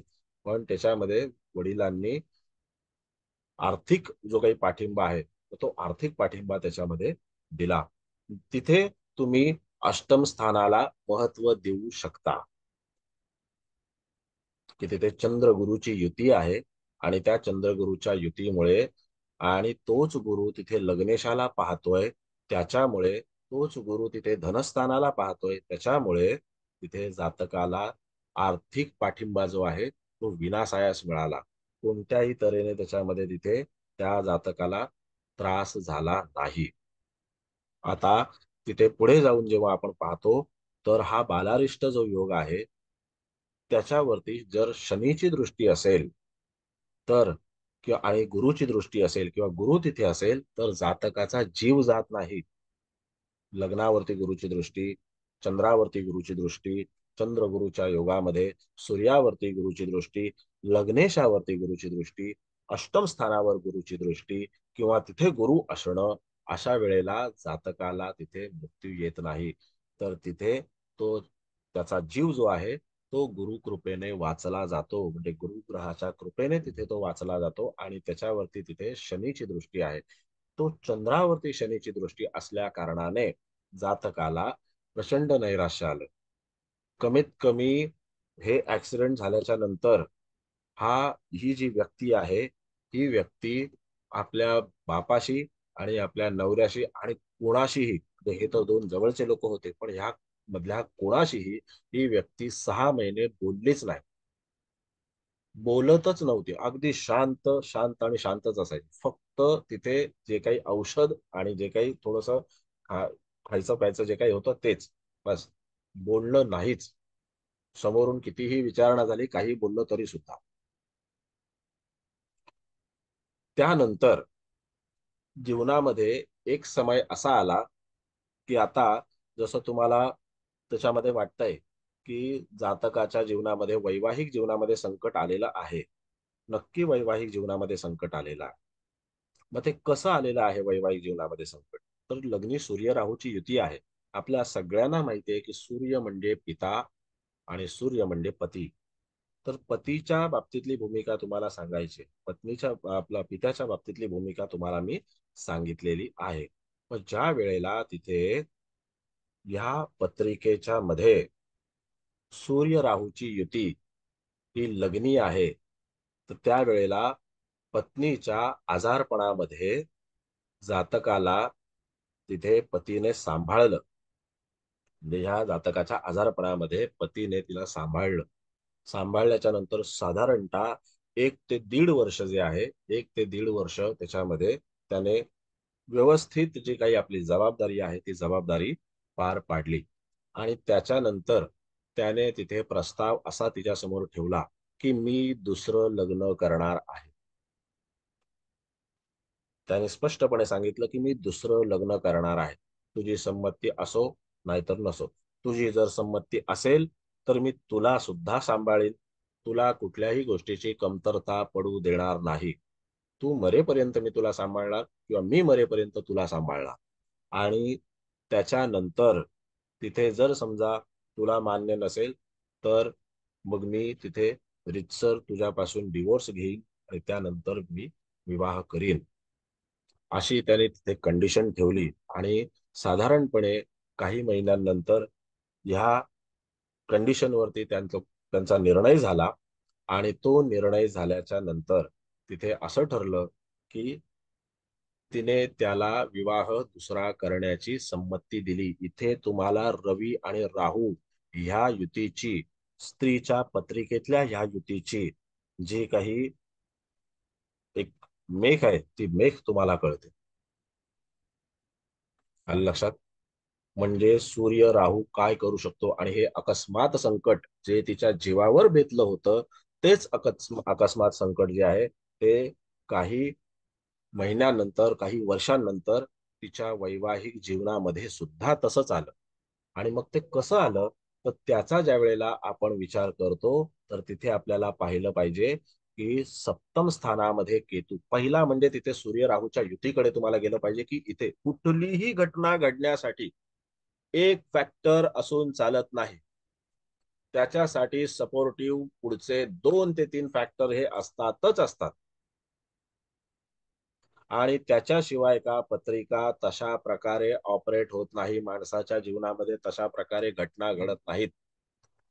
कधी कधी आपण म्हणतो ना की एखाद्याच्या लग्नी केतू आहे म्हणजे तो अगदी साधू संतच असेल. असं कसं शक्य आहे? बाकीचे पण ग्रह पहा की. त्याच्यानंतर जर आपण एखाद्याच्या पत्रिकेत म्हटलं एखाद्याच्या व्ययस्थानामध्ये केतू आहे म्हणजे त्याला मोक्षच मिळेल, कसं शक्य आहे? तो ह्या जन्मात काही कुठे हिमालयात जाऊन का आणखीन कुठल्या गुहेत जाऊन का समुद्राच्या तळाशी जाऊन काही जपतप करत बसलाय का, साधना करत बसलाय का? बिलकुल नाही. तो त्याचं जीवन जगतोय. लहान जन्माला आल्यापासून आतापर्यंत जे त्याचं आयुष्य आहे त्याच्यामध्ये त्याने काहीतरी कर्माची पेरणी केलेली आहे आणि ती कर्माची पेरणी केल्याच्या नंतर त्याचा इन्स्टंट रिझल्ट मिळत नाही. त्याचा रिझल्ट मिळण्याकरता त्याला नेक्स्ट पुढचा जन्म जो आहे तो घ्यावाच लागतो. लास्ट बॅलन्स कॅरी फॉरवर्ड होतोच. आणि हा जर लास्ट बॅलन्स कॅरी फॉरवर्ड होत असेल तर व्ययातला केतू केतू जो आहे तो त्याच्यामध्ये मोक्ष कुठून द्यायला, असं होत नाही. म्हणून आपल्याकडे जे काय ग्रहांचे बोलायलाच तयार नाही मग. आपल्याकडे जे काही ग्रहांचे स्थानगत ग्रहांची जी काही फळं आहेत ती फळं अशी चुकीच्या पद्धतीने ज्या वेळेला मांडली जातात त्या वेळेला मात्र तिथे ज्योतिषी म्हणून तयार झालेला विद्यार्थी जो आहे तो फेल होऊन जातो. मग त्याकरता तिथे तुम्ही लक्षात घेतलं पाहिजे की तिथे सप्तम स्थान पाहण्याच्या आधी आपल्याला काय पाहिलं पाहिजे, तर आपल्याला तिथे पाहिलं पाहिजे लग्नस्थान. आणि लग्नस्थानामध्ये तिथे सूर्य केतूची जी काही युती आहे त्या सूर्य केतूच्या युतीमुळे, सूर्य राहूच्या युतीमुळे तिथे जातकाच्या जीवनामध्ये अशा प्रकारची परिस्थिती तयार झाली की पतीने या व्यक्तीला त्याच्यामध्ये सोडून देण्याचं अल्टिमेटम त्यांच्या समोर ठेवलं. मग तो एक भाग आपल्याला लक्षात घेतला पाहिजे. रवी राहूची युती ही वैवाहिक जीवनासाठी स्त्रीच्या पत्रिकेमध्ये अतिशय मारक असते. कुठल्याही प्रकारे ती वैवाहिक जीवनाच्या बाबतीमध्ये स्त्रीच्या पत्रिकेमध्ये योग्य ठरत नाही. येन केन कारणाने ती त्याचा प्रतिसाद जो आहे तो त्याच्यामध्ये देणारच देणार. कधी आपल्याला असं म्हणजे त्याच्यामध्ये समजा काही लोकांनी त्याच्यामध्ये टेक्निकली लोक असं म्हणू शकतात की जर ऍक्सिडेंट झालं नसतं त्याने असा निर्णय घेतला नसता. पण जेव्हा ऍक्सिडेंट झालं तेव्हा त्याने असा निर्णय घेतलाच ना. कारण जर बॉन्डिंग असतं तर असा निर्णय घेतला नसता. पण त्यांनी प्रॅक्टिकली निर्णय घेतला की मला दुसरं लग्न करायचं आहे, दुसरा विवाह करायचा आहे, त्याच्यामुळे तुझ्या संमतीने, तुझी संमती नसेल तर असं. शेवटी दुसरं लग्न करण्यासाठी त्याला काही टेक्निकल गोष्टी ज्या आहेत, कायदेशीर गोष्टी ज्या आहेत त्या करायलाच लागल्या. पण तो आजही या व्यक्तीला सांभाळतो आहे. कारण व्यक्ती स्वतः प्रॅक्टिकल आहे. शनी चंद्रावर दृष्टी ठेवून आहे, शनी लग्नेशावर दृष्टी ठेवून आहे. त्याच्यामुळे व्यक्ती स्वतः प्रॅक्टिकल आहे आणि व्यक्तीला पहिला स्वतःचा फायदा कळतो. कारण लग्नेश हा बुधाच्या सोबत आहे आणि वृषभ लग्न आहे. त्याच्यामुळे व्यक्तीने जाणून घेतलं की आपल्याला जर पुढे जायचं असेल तर आपल्याला ह्या व्यक्तीच्या आधाराची आवश्यकता आहे. कारण वडील सांभाळतील तर किती काळ सांभाळतील, जास्ती काळ सांभाळू शकतील का? नाही. मग तिथे पती जो आहे तो त्याच्यामध्ये सांभाळू शकेल. अशा प्रकारे तिथे तुम्हाला विचार केला पाहिजे. आणि व्यक्तीची जी काही एक पत्रिका आहे त्या पत्रिकेमध्ये असणाऱ्या सगळ्या ग्रहांची परिणिती कोणत्या निर्णयामध्ये होत असते हे आपल्याला पाहणं आवश्यक. ओके. आता त्यानंतर जर समजा आपण विचार केला की ज्योती मॅडम कोण आहेत या बागरेशा मॅडम, बाई आपला हे बंद करा, तुमचा हो कॅमेरा सर, बागरेच्या मॅडम. कॅमेरा बंद करा. कॅमेरा, अच्छा, हा हा हा, सॉरी सर. ठीक आहे. बर. आता त्याच्यामध्ये तिथे जर आपण आणखी विचार केला तर तिथे सूर्य राहूच्या युतीने आपलं काम केलं. त्यानंतर सप्तमातला जो केतू आहे तो आपण म्हणतो की सप्तमातला केतू हा तिथे वैवाहिक जीवनाच्या नातेसंबंधांमध्ये विरक्ती आणतो, तर ती विरक्ती आणलेलीच आहे. त्याच्यानंतर जे काही अकस्मात संकट आलं, म्हणजे अनपेक्षित जो काही धक्का आहे, तो धक्का त्या व्यक्तीला मिळाला, तर तो त्याच्यामध्ये षष्ठात तूळ राशीत असणाऱ्या शनी मंगळाच्या युतीने मिळाला. षष्ठात तूळ राशीत असणाऱ्या शनी मंगळाच्या युतीने हा धक्का मिळाला. ते अकस्मात संकट आलं आणि त्या संकटाला व्यक्ती अत्यंत आशावादीपणे जे काही सामोरी गेली, तर ते सामोरे जाण्याचं कारण म्हणजे तिथे धनु राशी आणि धनु राशीतली चंद्र गुरुची युती आणि लग्नेश जो आहे तो गुरुच्या समसप्तकात आपला नवपंचम योगामध्ये आहे. नवपंचम योगामध्ये म्हणजे गुरु ज्या वेळेला एखाद्या ग्रहावरती आपली 5वी दृष्टी ठेवतो किंवा 9वी दृष्टी ठेवतो, त्यावेळेला तिथे किंवा 7वी दृष्टी ठेवतो, त्यावेळेला त्या ग्रहाला तिथे तो ब्लेसिंग करत असतो, असं आपल्याला म्हणता येतं. राहू केतू वगळता, राहू केतू वगळता आणि त्यानंतरचा नंबर जो आहे तो शनीचा आहे. ओके. आता तिथे अशी जी काही घटना घडली, त्या घटना घडण्यासाठी ज्या ज्या काही गोष्टी आहेत ह्या पत्रिकेमध्ये, तर तिथे आपल्याला अशा गोष्टींचा अंदाजा लावायला लागतो की नेमकं त्याच्यामध्ये अशी परिस्थिती का तयार झाली असेल.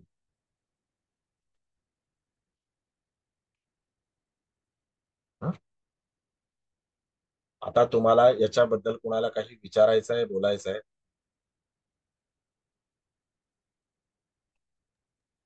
विचारू सर एक मिनिट हा. विश्वनाथ जाधव कोण आहे? विश्वनाथ जाधव आता जॉईन हॅलो, झाला. हा नमस्कार सर. मी जॉईन झालो होतो पहिल्यांदा हा. सुरुवातीला, पण मध्ये नेटवर्कचा इश्यू झाल्यामुळे मी बाहेर ऑटोमॅटिक हे तुम्ही झालं कुठल्या होतं क्लासला होतात माझ्या? नाही सर, तुमची लिंक मला मिळाली होती कुठल्या क्लासला ग्रुपवर. होतात आधी? नाही सर, लिंक मिळाली होती तुमची मला. मी तेच म्हटलं, कारण मी माझ्या फक्त पेड क्लासच्या ग्रुपवरती लिंक पाठवली होती. सॉरी सर, सर लिंक मला मिळाली होती म्हणून मी त्याला जॉईन ठीक झालो आहे, होतो. बसा. नो प्रॉब्लेम, बसा. ओके ओके, धन्यवाद सर. आणि वेळेत या. आलात तर वेळेत यायचं. हो, नेटवर्क इश्यू होता त्यामुळे बाहेर पडलो होतो सर. ठीक आहे, ओके सर. बर बोला. विचारू का सर? हा बोला. या व्यक्तीच्या मांडीपासून पायाला का इजा झाली? बर मॅडम, असं आहे की मांडीपासून पायाला इजा होण्याचं कारण म्हणजे तिथे अपंगत्व जे आलं, तर ते पायाच्या माध्यमातून आलं. बरोबर आहे की नाही? मग आता तिथे मंगळ कुठे आहे? षष्ठ स्थानामध्ये आहे. षष्ठ स्थानातला मंगळ हा पाहतोय कुठे? पहिली त्याची जी चौथी दृष्टी ज्याला आपण म्हणतो, ती चौथी दृष्टी कुठे आहे? तर चौथी दृष्टी आहे मकर राशीवरती. बरोबर. मकर राशीकडे गुडघा येतो. मकर राशीकडे गुडघा येतो. पहिला म्हणजे आघात जो आहे तो तिथे झाला. कोंबेत व्हायला पाहिजे होतं ना, ऐका ना कोंबेमध्ये. जरा. काय? कुंभेमध्ये कसं कुं- गुडघा येईल मॅडम? कुंभेमध्ये गुडघा येतो का? तुम्ही मागे मागे सांगितलं होतं पायाला, म्हणजे अहो मॅडम, पायाचे मी तुम्हाला 4 प्रकार सांगितले. पायामध्ये 4 पार्ट सांगितले मी. तुम्ही ज्या वेळेला मागे एकदा विचारलं होतं, नाही तुम्ही नाही विचारलं होतं, ते मीच सांगितलं होतं क्लासमध्ये की पायाचे मी मी पण 4 विचारलं प्रकार. होतं की ऐका जरा. कुंभेत गुरु होता, कुंभेत गुरु म्हणजे पायाला हे होईल असं. जरा पहिला तुमचा माईक बंद करा सगळ्यांनी. चला आता मॅडम, लेले मॅडम, इथे लक्ष द्या व्यवस्थित. मी 4 पार्ट सांगितले हो होते. हो. मांडी ही धनु राशीकडे येते. गुडघा हा मकर राशीकडे येतो. त्यानंतर पोटऱ्या त्या कुंभ राशीकडे येतात आणि त्यानंतर पायाच्या गोटेचा भाग, ते पूर्णपणे पायाचा जो पुढचा पंजा आहे, तळवा आहे, हा मीन राशीकडे येतो. पावलं ज्याला आपण म्हणतो ती मीन राशीकडे येतात. असे पायाचे 4 पार्ट सांगितले होते. तुम्ही व्यवस्थित मागच्या रेकॉर्डिंग ऐका. मग ज्या वेळेला तिथे मंगळाची दृष्टी ही मकर राशीवरती आहे, तर त्या वेळेला तिथे पहिली इजा कुठे झाली? तर पहिली इजा त्याच्यामध्ये झाली गुडघ्यांना. गुडघ्यांच्या मधून पायाचा जो काही भाग आहे तो त्याच्यामध्ये अपघातग्रस्त झाला. त्यानंतर तिथे मांडीला सुद्धा इजा झाली, कारण तिथे धनु राशीवरती जर आपण पाहिलं तर त्याच्यामध्ये शनीची दृष्टी आहे.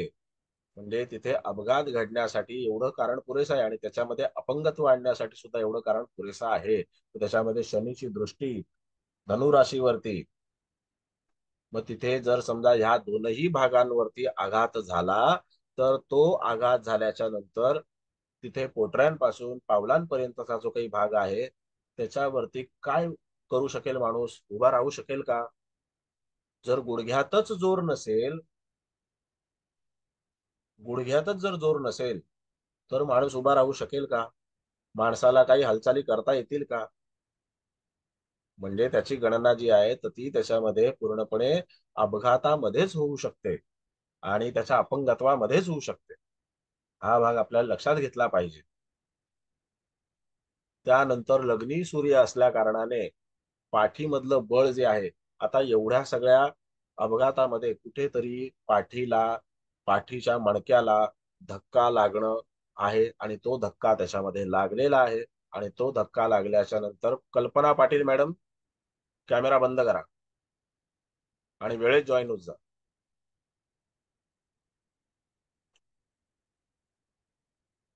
बर, तर त्याच्यामध्ये तिथे तुम्हाला पाहिलं पाहिजे की सूर्य हा पाठीच्या मणक्यामध्ये चेतना जागृत करणारा ग्रह आहे. तर तिथेच जर धक्का लागला तर त्याच्यामध्ये त्या जातकाच्या जीवनामध्ये तिथे पाठीचा मणका जो आहे तो सुद्धा कुठेतरी डॅमेज झाला असेल, आणि त्याच्यामध्ये जातकाला तिथे पूर्णपणे बेड रेस्ट घ्यावी लागली. म्हणजे पाठीचा मणका ताठ ठेवून त्यांना बसता येत नव्हतं.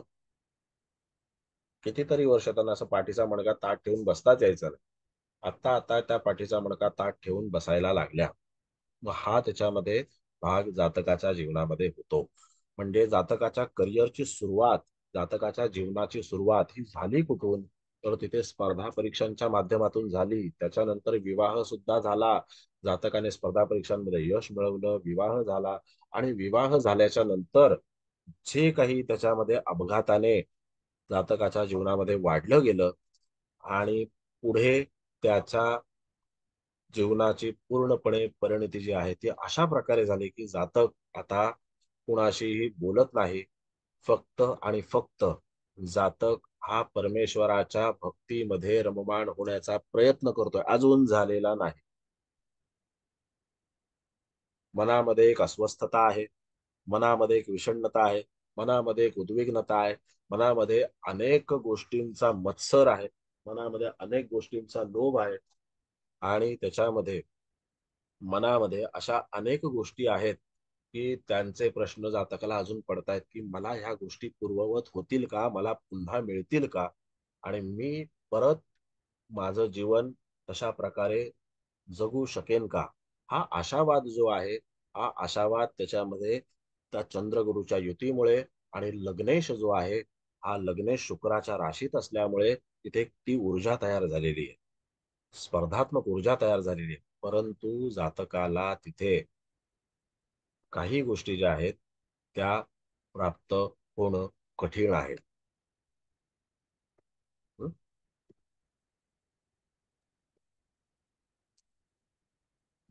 हॅलो. हा बोला. हा, नमस्कार सर. सर, रवी राहूची युती जी आहे ती पती आणि पित्याला च्या सुखाला बाधा आणणारी असं म्हणलं तर, समजा हे रवी राहू कुठेही असतील कुंडलीमध्ये, कुठल्याही कुठेही घरात असतील असतील, तरी सुद्धा, हा तरी सुद्धा असणार आहेत तरी ना? सुद्धा अगदी. आणि सर, लग्ने समजा सप्तमेश खूप चांगल्या स्थितीत आहे समजा कुठल्याही, आणि लग्नेश नाही, सॉरी, सप्तमेश आणि लग्नात राहू आणि सप्तमात केतू असेल, तर मग अशा वेळेस आपण म्हणू शकतो का की वैवाहिक सुखात बाधा येण्याची शक्यता असते वगैरे असं काही? जर सप्तमेश चांगल्या स्थितीत असेल, आता तुम्ही हा. त्याच्यामध्ये जर पाहाल तर सप्तमेश चांगल्या स्थितीत असणं म्हणजेच एक फॅक्टर त्याच्यामध्ये चांगला आहे, पण बाकीचे फॅक्टर्स पण पाहायला पाहिजेत. बाकीचे फॅक्टर्स पाहताना तुम्हाला त्याच्यामध्ये सूर्य पाहिला पाहिजे, चंद्र पाहिला पाहिजे, सप्तम स्थान पाहिलं पाहिजे, नाही का, शुक्र पाहिला पाहिजे, तुळ राशी पाहिली पाहिजे, त्यांच्यावर होणारे योग पाहिले पाहिजेत. ह्या सगळ्या गोष्टी पाहिल्या पाहिजेत. आणि जेव्हा ह्या सगळ्या गोष्टींचा अंदाज तुम्ही घेता त्यावेळेला तुम्हाला त्याच्यामध्ये सांगता येतं की नक्की त्याच्यामध्ये जातकाच्या जीवनामध्ये वैवाहिक जीवन योग्य तऱ्हेने चालेल का. बऱ्याचदा असं होतं की काही वर्ष खूप चांगली जातात, आनंदात जातात, आरामात जातात. मी असंही पाहिलेलं आहे मॅडम की वयाच्या 60व्या वर्षी सुद्धा लोक एकमेकांपासून विभक्त होण्याची इच्छा दर्शवत असतात. मग असं का होतं. एवढ्या वर्षांचा संसार करताना त्यांच्यामध्ये एक नातं तयार झालं नाही का, एक जिव्हाळा तयार झाला नाही का, एक बॉन्डिंग तयार झालं नाही का, की हे सगळं जे होतं ते नुसतंच बाइंडिंग होतं, कोणीतरी बांधून ठेवलं होतं का. आणि मग 60व्या वर्षी येऊन त्याचा तुम्हाला असं साक्षात्कार झाला की आता आम्हाला डिवोर्स घ्यायचा आहे. अशा गोष्टी का होतात. मग याच्यासाठीच ह्या वैवाहिक जीवनाच्या बाबतीतली जी काही पत्रिका असते ती पाहताना एक नाही अनेक फॅक्टर्स पाहावे लागतात.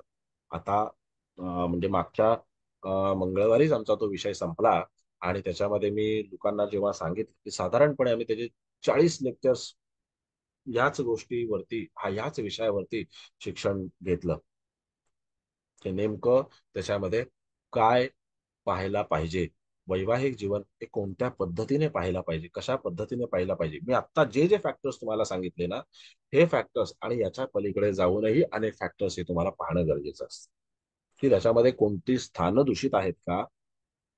मग फक्त रवी राहूची युती असेल, काही वेळेला कधी कधी फक्त रवी राहूची युती जी आहे ती सुद्धा त्याच्यामध्ये तुम्हाला त्रासदायक ठरते. मग आता ह्या पत्रिकेमध्ये रवी राहूची युती ही त्रासदायक ठरली. शेवटी पतीने जो काही त्यांच्यावरती तिथे निर्णयाचा बॉम्ब टाकला तो भयंकरच होता. जो निर्णय त्यांनी सांगितला तिथे की बाबा मी असा निर्णय घेतलेला आहे, विचारणा केलेली नाही, असं सांगितलेलं नाही की नाही बाबा मी असं करू का किंवा काय, असं काही सांगितलेलं नाही. पण त्या माणसाने त्याच्यामध्ये स्वतःचा निर्णय सांगितला. तो निर्णय जो आहे तो सांगण्याचं कारण काय, म्हणजे एवढ्या वर्षांमध्ये आता ती व्यक्ती सरकारी क्षेत्रामध्ये कार्यरत होती, सरकारी अधिकारी होती, उच्च पदस्थ अधिकारी होती, परंतु तिथे जीवनामध्ये आणि तोही काही कमी नाहीये, तोही त्याच्यामध्ये पैशाने गडगंज आहे, सगळ्या गोष्टी व्यवस्थित आहेत, सगळं काही आहे. फक्त आता ह्या व्यक्तीला खायला मिळतं, राहायला मिळतं, औषधोपचार व्यवस्थित मिळतात आणि मोठं घर जे आहे ते मोठं घर मिळतं. पण ते मोठं घर असून काहीच फायदा नाहीये, कारण ही व्यक्ती मर्यादित स्वरूपातच घरात वावरू शकते अपंगत्वामुळे. ती स्वतः आणि तिचं जीवन, वय काय फार जास्ती नाही. ओके सर, म्हणजे थँक्यू. किती कमी काळामध्ये जातकावरती तिथे अशा प्रकारची संकट ओढावली जाऊ शकतात.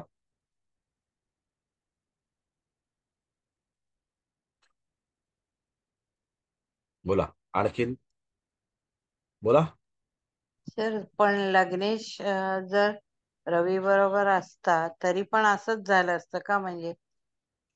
मॅडम लग्नेश जर रवी बरोबर असता तर तो सुद्धा राहुयुक्तच झाला असता, कारण रवी राहुयुक्त आहे. हे म्हणजे तिथे वैवाहिक शुक्र सुख राहू. नसतंच हा, मिळालं म्हणजे. एक्झॅक्टली. म्हणजे तिथे त्या सुखामध्ये शेवटी बाधा होतीच.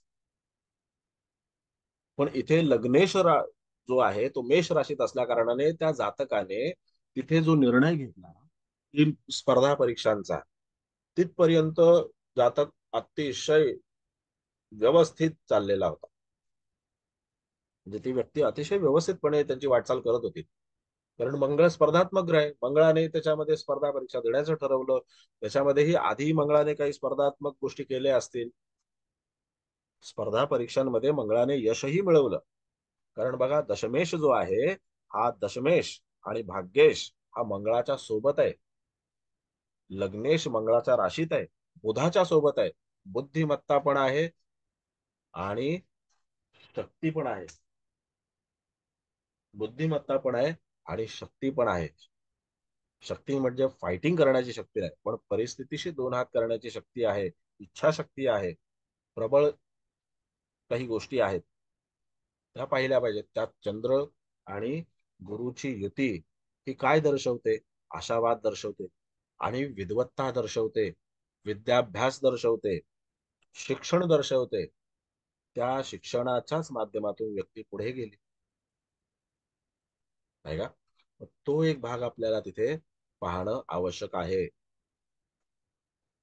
त्यात लग्नेशावरती गुरुनी दृष्टी पण ठेवले.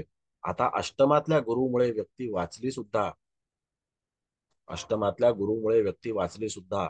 सूर्य जरी राहुयुक्त असला आणि तो लग्नी असला तरी सुद्धा त्या सूर्याने सुद्धा तिथे सहभाग दर्शवलेला आहे. कारण लग्नीचा सूर्य जातकाला अनेक संकटातून वाचवू शकतो.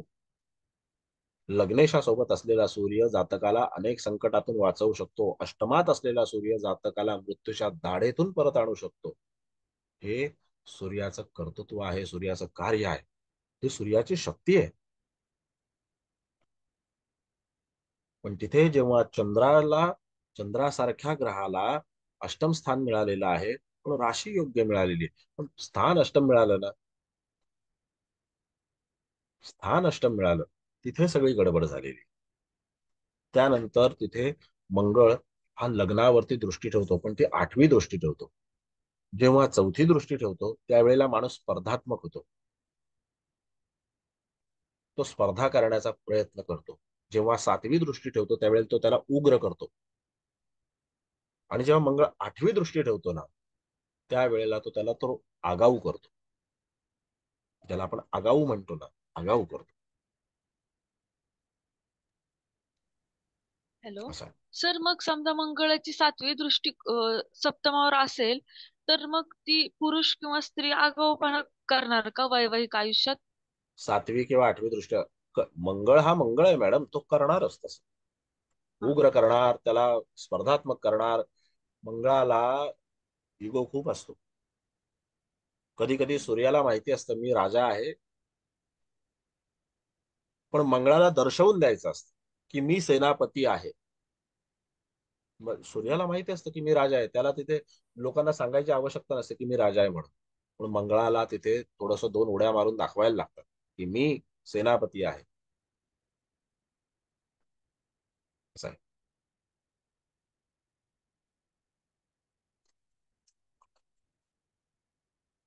बोला आणखीन.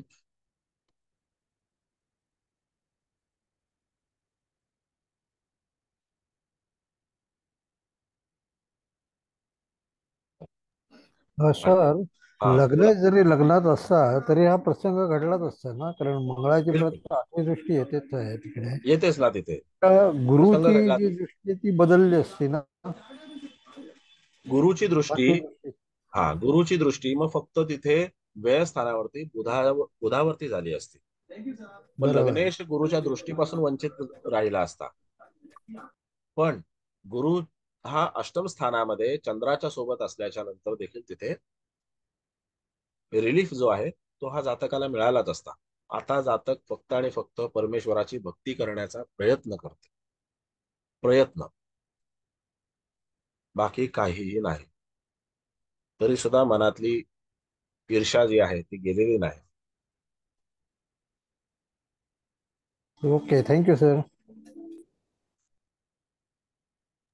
सर, हा बोला. एक विचारू हा फक्त बोला. कुंडलीच्या ह्या कुंडलीबद्दल नाहीये, पण एकंदर कुंडली बघताना हा. प्रत्येक ग्रहाची दृष्टी, कोणती दृष्टी कशी असते एवढं तुम्ही सांगाल का सर? कोणत्या ग्रहाची दृष्टी कशी असते म्हणजे आता जसं प्रत्येक ग्रहाची कितवी दृष्टी कशी असते? हे सांगितलेलं आहे ना.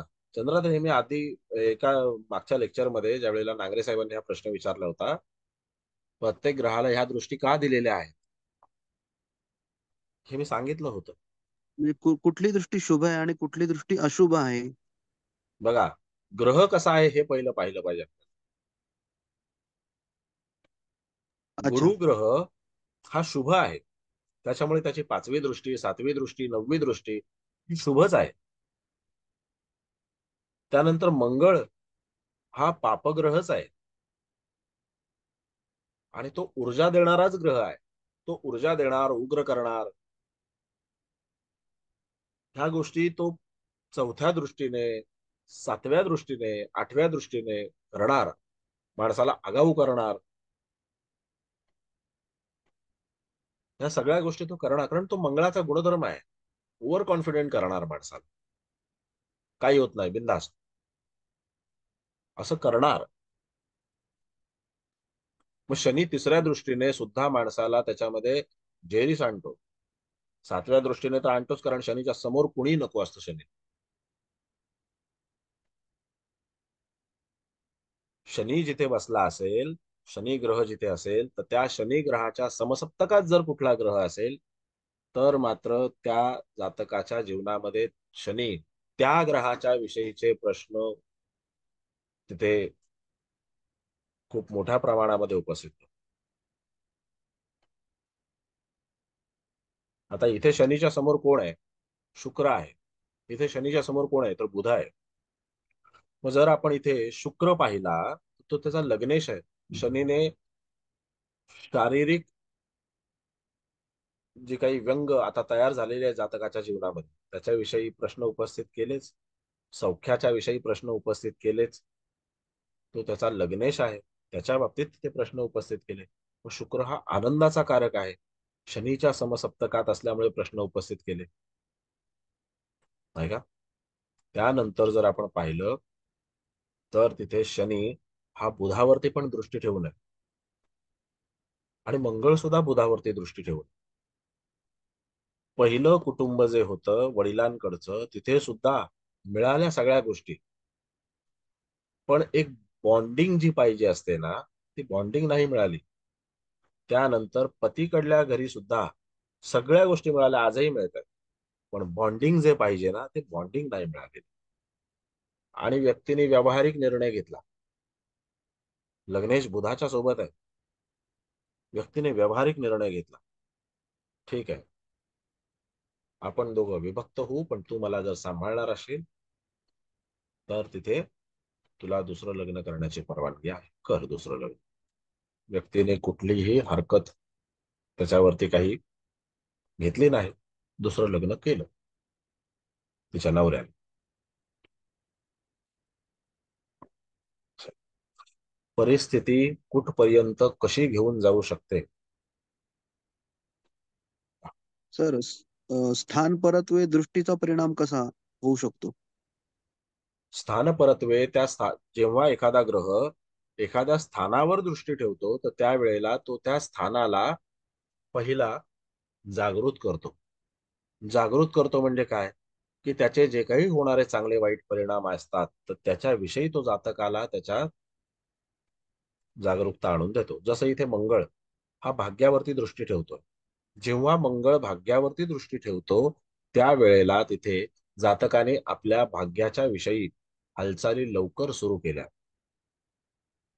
शिक्षण उत्तम प्रकारे जातक घेतच होता, त्याच्यानंतर जातकाने स्पर्धा परीक्षा देण्याचं ठरवलं, तिथे सुद्धा जातकाने यश मिळवलं, नाही का? आणि त्यातही दशमेश आणि भाग्येश जो आहे तो मंगळाच्या सोबत आहे, म्हणजे जातकाने कुठेही हार नाही मानली, कष्ट केले, प्रयत्न केले आणि त्या प्रयत्नांना यश मिळालं. मग तिथे प्रयत्नांना यश मिळवून देणारं कोण आहे? तर प्रयत्नांना यश मिळवून देणारा धनु राशीतला चंद्रगुरु आहे. आता धनु राशीतला चंद्रगुरु हा अष्टमात आहे. मग तुम्ही म्हणाल मग त्याचा काय संबंध? कारण धनु राशी ही कालपुरुषाच्या कुंडलीमध्ये भाग्यस्थानात येते. जेव्हा ती भाग्यस्थानामध्ये येते त्यावेळेला जातकाच्या जीवनामध्ये तिथे त्याने भाग्योदय लवकरात लवकर घडवून आणला, प्रयत्नांना यश मिळवून दिलं, केलेले प्रयत्न वाया गेले नाहीत, केलेल्या प्रयत्नांना यश आलं.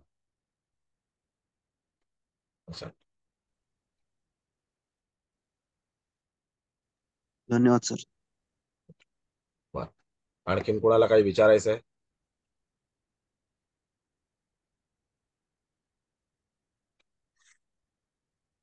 सर एक विचारायचं आहे. हा बोला ना. ह्या पत्रिकेत म्हणजे दुसऱ्यावरती अवलंबून राहणं हा फार मोठा भाग होता या पत्रिकेचा, बरोबर आहे? तुम्ही जे म्हणालात ना मगाशी की संघर्षमय जीवन, हो, जीवन आता खरोखर संघर्षमयच आहे. जेव्हा अगदी व्यक्तीला स्वतःच्या पायावर उभं राहता येत नाही आता केवढा मोठा संघर्ष नाही का सर? केअरटेकर माणूस असला तरी सुद्धा 4 पावलं चालण्यासाठी आपल्याला त्याची मदत जेव्हा घ्यावी लागते त्यावेळेला त्याला काही म्हणजे अशा जातकाला स्वतःला कळतं की आपलं जीवन काय झालेलं आहे. हो एक ना. खूप उचलताना डोळ्यात पाणी येत असेल की एक काळ होता की आपण काय करत होतो आणि एक काळ आहे की आपण आता काय आहोत. हो, तर मला असं विचारायचं होतं की हे जे दुसऱ्यांवरती अवलंबून आलं, म्हणजे कुठल्याही गोष्टीने असेल, फायनान्शियली असेल, मेंटली असेल, शरीर साथ देणे म्हणून असेल, तर असं ठळक स्पेसिफिक असे काही ते ग्रहयोग असतात का की ऍक्सिडेंट झाला वगैरे ते ठीक आहे, पण अदरवाईज असं बघून कळतं का, असे काही योग असतात का की ही व्यक्ती नंतर अवलंबून राहणार आहे? असं काही असतं का? फिक्स असे ठोकताळे असतात का काही, का ते प्रत्येक पत्रिकेला व्हॅरी होतात? प्रत्येक पत्रिकेला हे ठोकताळे बदलत राहतील पण ग्रह तेच असतील. प्रत्येक पत्रिकेला हे ठोकताळे बदलत राहतील पण ग्रह तेच असतील. आता समजा ही पत्रिका आपण पाहिली आणि ह्या पत्रिकेमध्ये असं आपण मानून चालू की ह्या पत्रिकेमध्ये अपघात झाला नसता.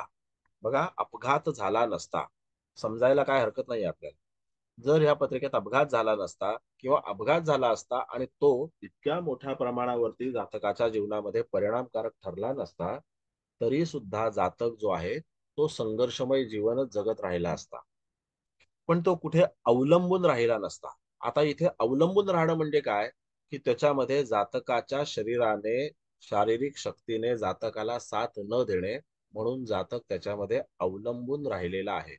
आणि असं डिपेंडंट करून ठेवणं, एखाद्यावरती अवलंबून करून ठेवणं किंवा एखाद्या बंधनात जखडून ठेवणं, त्याला अवलंबून करून ठेवण्यापेक्षा आपण असं म्हणू की एखाद्या बंधनात जखडून ठेवणं जे आहे ते बंधनात जखडून ठेवणं त्याच्यामध्ये शनी सारखा ग्रह करतो, जातकाला तिथे जखडून ठेवतो. आणि तो शनी षष्ठामध्ये आहे. त्या शनीने सरकारी नोकरी स्पर्धा परीक्षांच्या माध्यमातून देऊ केली, पण जेव्हा शरीरावरती संकट ओढावलं अपघाताच्या माध्यमातून त्यावेळेला त्याला जायबंदी सुद्धा करून ठेवलं, अपंगत्व आणून दिलं, फक्त एक बंधनच झालं. मग तिथे हो आपण सर. असं म्हणू शकतो की दशमातला शनी सुद्धा सरकारी नोकरी देतो, बरोबर आहे. लग्नातला शनी पण सरकारी नोकरी देतो, व्ययातला शनी पण सरकारी नोकरी देतो. तुम्हाला व्ययातल्या शनीची एक तुम्हाला हे सांगतो की एक पत्रिका व्ययातल्या शनीची, त्या पत्रिकेमध्ये तिथे शनी ग्रह व्ययस्थानामध्ये आणि असंच त्याच्यामध्ये सूर्याची स्थिती जी होती ती कमकुवत होती. मला वाटतं सूर्य सुद्धा शनीच्या सोबतच होता आणि त्या जातकाला रिटायरमेंटच्या आधी 5 वर्ष तिथे कॅन्सर डिटेक्ट झाला. सरकारी नोकरीत व्यक्ती होती आणि त्यांना रिटायरमेंटच्या आधी कॅन्सर डिटेक्ट झाला. नवरा सुद्धा सरकारी नोकर, ती व्यक्ती सुद्धा सरकारी नोकर. अक्षरशः रिटायरमेंट नंतरचा देखील सगळा पैसा आणि आधी सुद्धा जमवलेला सगळा पैसा हा व्यक्तीला वाचवण्यामध्ये गेला, पण व्यक्ती काही वाचली नाही. रिटायरमेंटच्या नंतर तिथे 2 वर्षानंतर व्यक्ती देवाघरी गेली, पैसाही गेला आणि व्यक्तीही गेली. म्हणजे असा कुठला स्पेसिफिक ग्रह असा नसतो की जो तुम्हाला त्याच्यामध्ये डिपेंडंट करून ठेवेल. कुठलाही ग्रह, मंगळाने अपघात करवला, शनी त्याच्या योगात आहे म्हणून शनीने तिथे त्याला त्या स्पीडची शिक्षा दिली. जर शनी महाराज तिथे नसते तर कदाचित ही शिक्षा मिळाली नसते, अपंगत्व आलं नसतं. लग्नेशाच्या समसप्तकात चंद्रावरती दृष्टी ठेवून शनी महाराज जर तिथे नसते तर ते अपंगत्व आलं नसतं. आपण असं अगदी समजूया बरोबर. की शनी जर पंचमामध्ये असा, शनी तर खूप त्याच्यामध्ये म्हणजे 2.5 वर्ष एका राशीत राहणारा ग्रह आहे, पण आपण एक अशी कल्पना करून पाहायला काही हरकत नाहीये अभ्यासाकरता. शनी जर कन्या राशीत असता तर, आणि ही स्थिती असती तर, शनी जेव्हा कन्या राशीत होता त्यावेळेला ही स्थिती नक्कीच नव्हती, पण आपल्याला एक अभ्यासासाठी असं पाहायला काहीच हरकत नाही. जर शनी कन्या राशीमध्ये असता तर जातकाचं वैवाहिक जीवन जे आहे ते वैवाहिक जीवन पूर्णपणे दूषित इथे सुद्धा दाखवलंच जातं. रवी राहू सप्तमात केतू, त्यानंतर तिथे मंगळ तुळ राशीमध्ये, नाही का, लग्नेश आणि सप्तमेश समसप्तक योगामध्ये हे सगळं दाखवलं जातं. आणि त्यात शनी जर पंचमात असतात तर त्यांनी तिथे वैवाहिक जीवन पूर्णपणे दूषित केलं असतं. पण जातकाला अपंगत्व आलं नसतं. बघा, जातकाला अपंगत्व आलं नसतं. ह्या स्पीडची शिक्षा जी आहे ती शिक्षा कमी करण्यासाठी अष्टमातल्या गुरुने मदत केली असते, लग्नातल्या सूर्याने मदत केली असते. मग जातकाने पुढच्या जीवनामध्ये रवी राहूच्या युतीनुसार तिथे मानसन्मान गमावला असता, चुकीचे निर्णय घेतले असते, अनेक चुकीच्या गोष्टी केल्या असत्या, ते रवी राहूच्या नियमानुसार केल्या असत्या.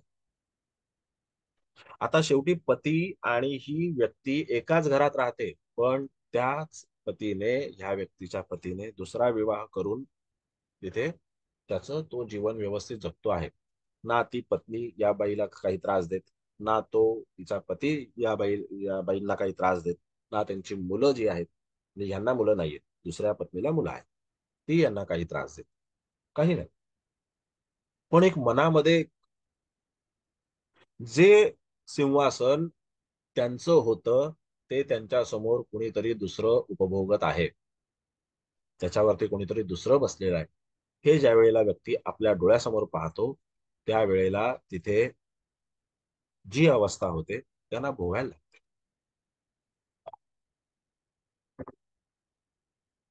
सर विचारू का एक प्रश्न? हा, जरा एकच मिनिट, नंतर फोन करतो, नंतर फोन करतो.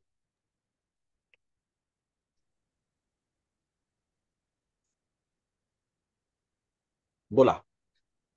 एक सर या मिनिट ठिकाणी एक मिनिट एक मिनिट. हा, कुलकर्णी साहेब. हो नाही, तुम्ही हा फरक जो समजून सांगितला, जे माझ्या डोक्यात तुम्हाला विचारायचं होतं की शनी इथं नसता तर काय, अगदी फार सुंदर पद्धतीने तुम्ही सांगितलं. कदाचित एवढा मोठा ऍक्सिडेंट झाला नसता, बाकीच्या गोष्टी घडल्या असत्या. हे समजा ऍक्सिडेंट झाला असता तरी सुद्धा त्याच्यातून व्यक्ती कधी उभी राहिली असती, फक्त रवी राहूमुळे तिथे भीती राहिली असती किंवा आणखीन काही, समजा हो, थोड्या प्रमाणात इजा झाली असती, पण व्यक्ती एवढं तिथे बंधनात अडकली नसते. म्हणजे आता स्वतःच्या पायावर चालू नाही शकत. अगदी बरोबर. म्हणजे सर खरंच सांगतो, तुम्ही ज्या पद्धतीने शिकवता ना लग्न कुंडलीवरनं बघायला, आम्ही इतर कितीतरी लोकांच्या पेक्षा ह्याच्यामध्ये सरस ठरतो जन्म लग्न कुंडलीवरनं सांगण्याकरता.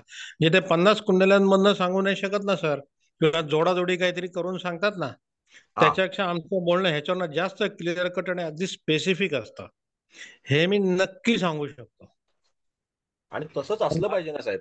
कारण काय माहितीये का, की मग थांबा, मग मी तुम्हाला जरा नवमाश कुंडली बघतो आणि मग सांगतो, मग मी तुम्हाला अमुक बघतो आणि मग सांगतो, मग तमुक बघतो आणि मग सांगतो. मग आता काहीच जमलं नाही. मग आता काय, तुम्हाला 7.5 आहे आणि तुम्हाला अमुक एक महादशा चालू आहे. बस त्याच्यावरती वेळ मारून नेली, पळ काढला की संपला विषय. सर पण या व्यक्तीचं दुर्दैव किती ना, हे बघितल्यावर एक मनात विचार येऊन गेला. म्हणजे माणूस ज्या नाही का? वेळेला सुदैवाच्या पायऱ्या चढत असतो त्यावेळेला जर तिथून तो घसरला, आणि तिथे ह्याच्यामध्ये लिहिलेलं असतं बघा, हायवेला लिहिलेलं असतं, अतिघाई संकटात नाही. त्या स्पीडने ह्या व्यक्तीचं नुकसान केलं,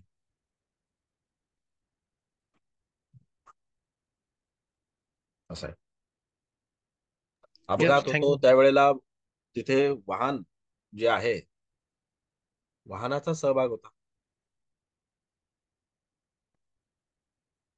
गाडी अशी उलटी झाली, काय झालं असेल आतमध्ये ते त्यांना माहिती नाही की काय नेमकं काय चित्र झालं, कारण व्यक्ती एवढी बधीर झाली होती. 6 महिने कोणाशी बोललीच नाही व्यक्ती. म्हणजे काय धक्का बसला असेल, सगळा फ्लॅशबॅक आठवला असेल ना, की आपण मिळवलेलं काय आहे, आणि आता जर समजा हे असं झालेलं आहे तर आपण पुढे जाणार कसं, पुढे जाऊ शकतो का,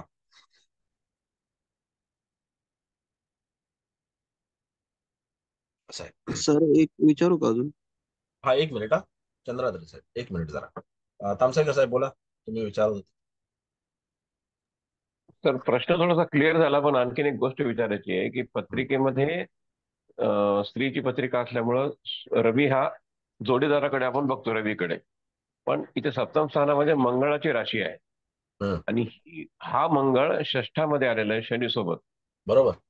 आता लाईफ पार्टनर किंवा व्यावसायिक जे कोणी पार्टनर राहणार आहे त्यांच्या म्हणजे ह्या व्यक्तीच्या समोर येणारे हे जे लोक आहेत थोडे तापट वगैरे वगैरे असं काही म्हणता येईल का? आता साहेब, समोर येणारी जी लोक होती, तर त्या समोर येणाऱ्या सगळ्या लोकांना ह्या व्यक्तीने सरळ केलं असतं, कारण ह्या व्यक्तीकडे पॉवर होती. ठीक आहे. समजा आपण असं म्हटलं की तापट असतील, पण आता यांच्या समोर तापट असण्यासाठी कुणीच नाहीये. नाही, आता नाहीये, पण प्रॅक्टिकल एक मिनिट बघा, इथे मी तुम्हाला तुमच्या प्रश्नामध्ये थोडीशी दुरुस्ती करतो. प्रश्न असा असायला पाहिजे की ह्या व्यक्तीच्या समोर येणारे लोक कोणत्या ग्रहाच्या तत्वाचे असतील, कोणत्या ग्रहाच्या अखत्यारीत असतील. Yes sir. करेक्ट आहे. Yes yes correct. का? पण त्याच्यामध्ये तुम्हाला एक विस्तृत उत्तर मिळेल की ज्या वेळेला तिथे सप्तम स्थानामध्ये, सप्तम स्थान हे केवळ जोडीदाराचंच आहे का? नाही. तर सप्तम स्थान जे आहे तर ते त्याच्यामध्ये आपल्या समोर येणाऱ्या व्यक्तींचं देखील आहे. मग तिथे केतू आहे. हो. मग तिथे तुम्ही असं सांगू शकता की तुम्हाला काही काळाने किंवा कधी ना कधीतरी तुम्हाला समोरच्या व्यक्तींपासून तिथे विरक्ती, दुरावा तुम्हाला त्याच्यामध्ये येणार हे नक्की आहे. Yes sir. येस तुम्हाला सर. त्यांच्यापासून दूर व्हावं लागेल हे नक्की आहे. प्रजा हो. तुमच्यापासून दुरावेल हेही नक्की आहे. कधीतरी प्रजेसाठी तुम्हाला निस्वार्थीपणे एखादा निर्णय घ्यावा लागेल, एखादी गोष्ट तुम्हाला निस्वार्थीपणे करावी लागेल हेही नक्की आहे. जो त्यांनी घेतला एकटेपणा भोगावा लागणार हे आहे. हा, मग त्याच्यानंतर तुमचा सप्तमेश जो आहे तर तो कुठे आहे? आता तुळ राशीचा भाग आपण विचारात घेऊया, नको तो नंतर घेऊया. मग जर तिथे तुळ राशीमध्ये तिथे जर समजा लग्नेश तुमचा शनीच्या सोबत आहे, सॉरी सप्तमेश जो आहे तो शनीच्या सोबत आहे. सप्तमेश शनीच्या सोबत असल्याच्या नंतर तुम्हाला समोर येणाऱ्या व्यक्ती, तुमची प्रजा जी असेल तर ती तुमच्यापेक्षा मोर प्रॅक्टिकल असेल. येस.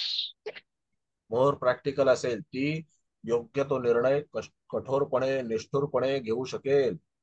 मग तसा निर्णय त्यांच्या जीवनामध्ये घेतला गेलेला आहे त्यांच्या पतीकडून. कठोरपणे निर्णय घेतला ना त्यांनी. त्यांनी हे नाही केलं की बाबा तुझी सेवा करण्यामध्ये मी तिचं अख्खं जीवन घालवेन. नाही, तुझी सेवा करीन. केअरटेकर ठेवलेला आहे, ठेवलेली आहे केअरटेकर जे काय आहे ते. त्याच्यानंतर तुम्हाला खानपान, औषधोपचार, ज्या काही गोष्टी आहेत त्या सगळ्या मिळत आहेत. घर मोठं आहे, तुम्हाला त्याच्यामध्ये चांगली मोठी खोली मिळालेली आहे, सगळं आहे. दिमतीला एक व्यक्ती तिथे सतत आहे, पण सौख्य नाहीये.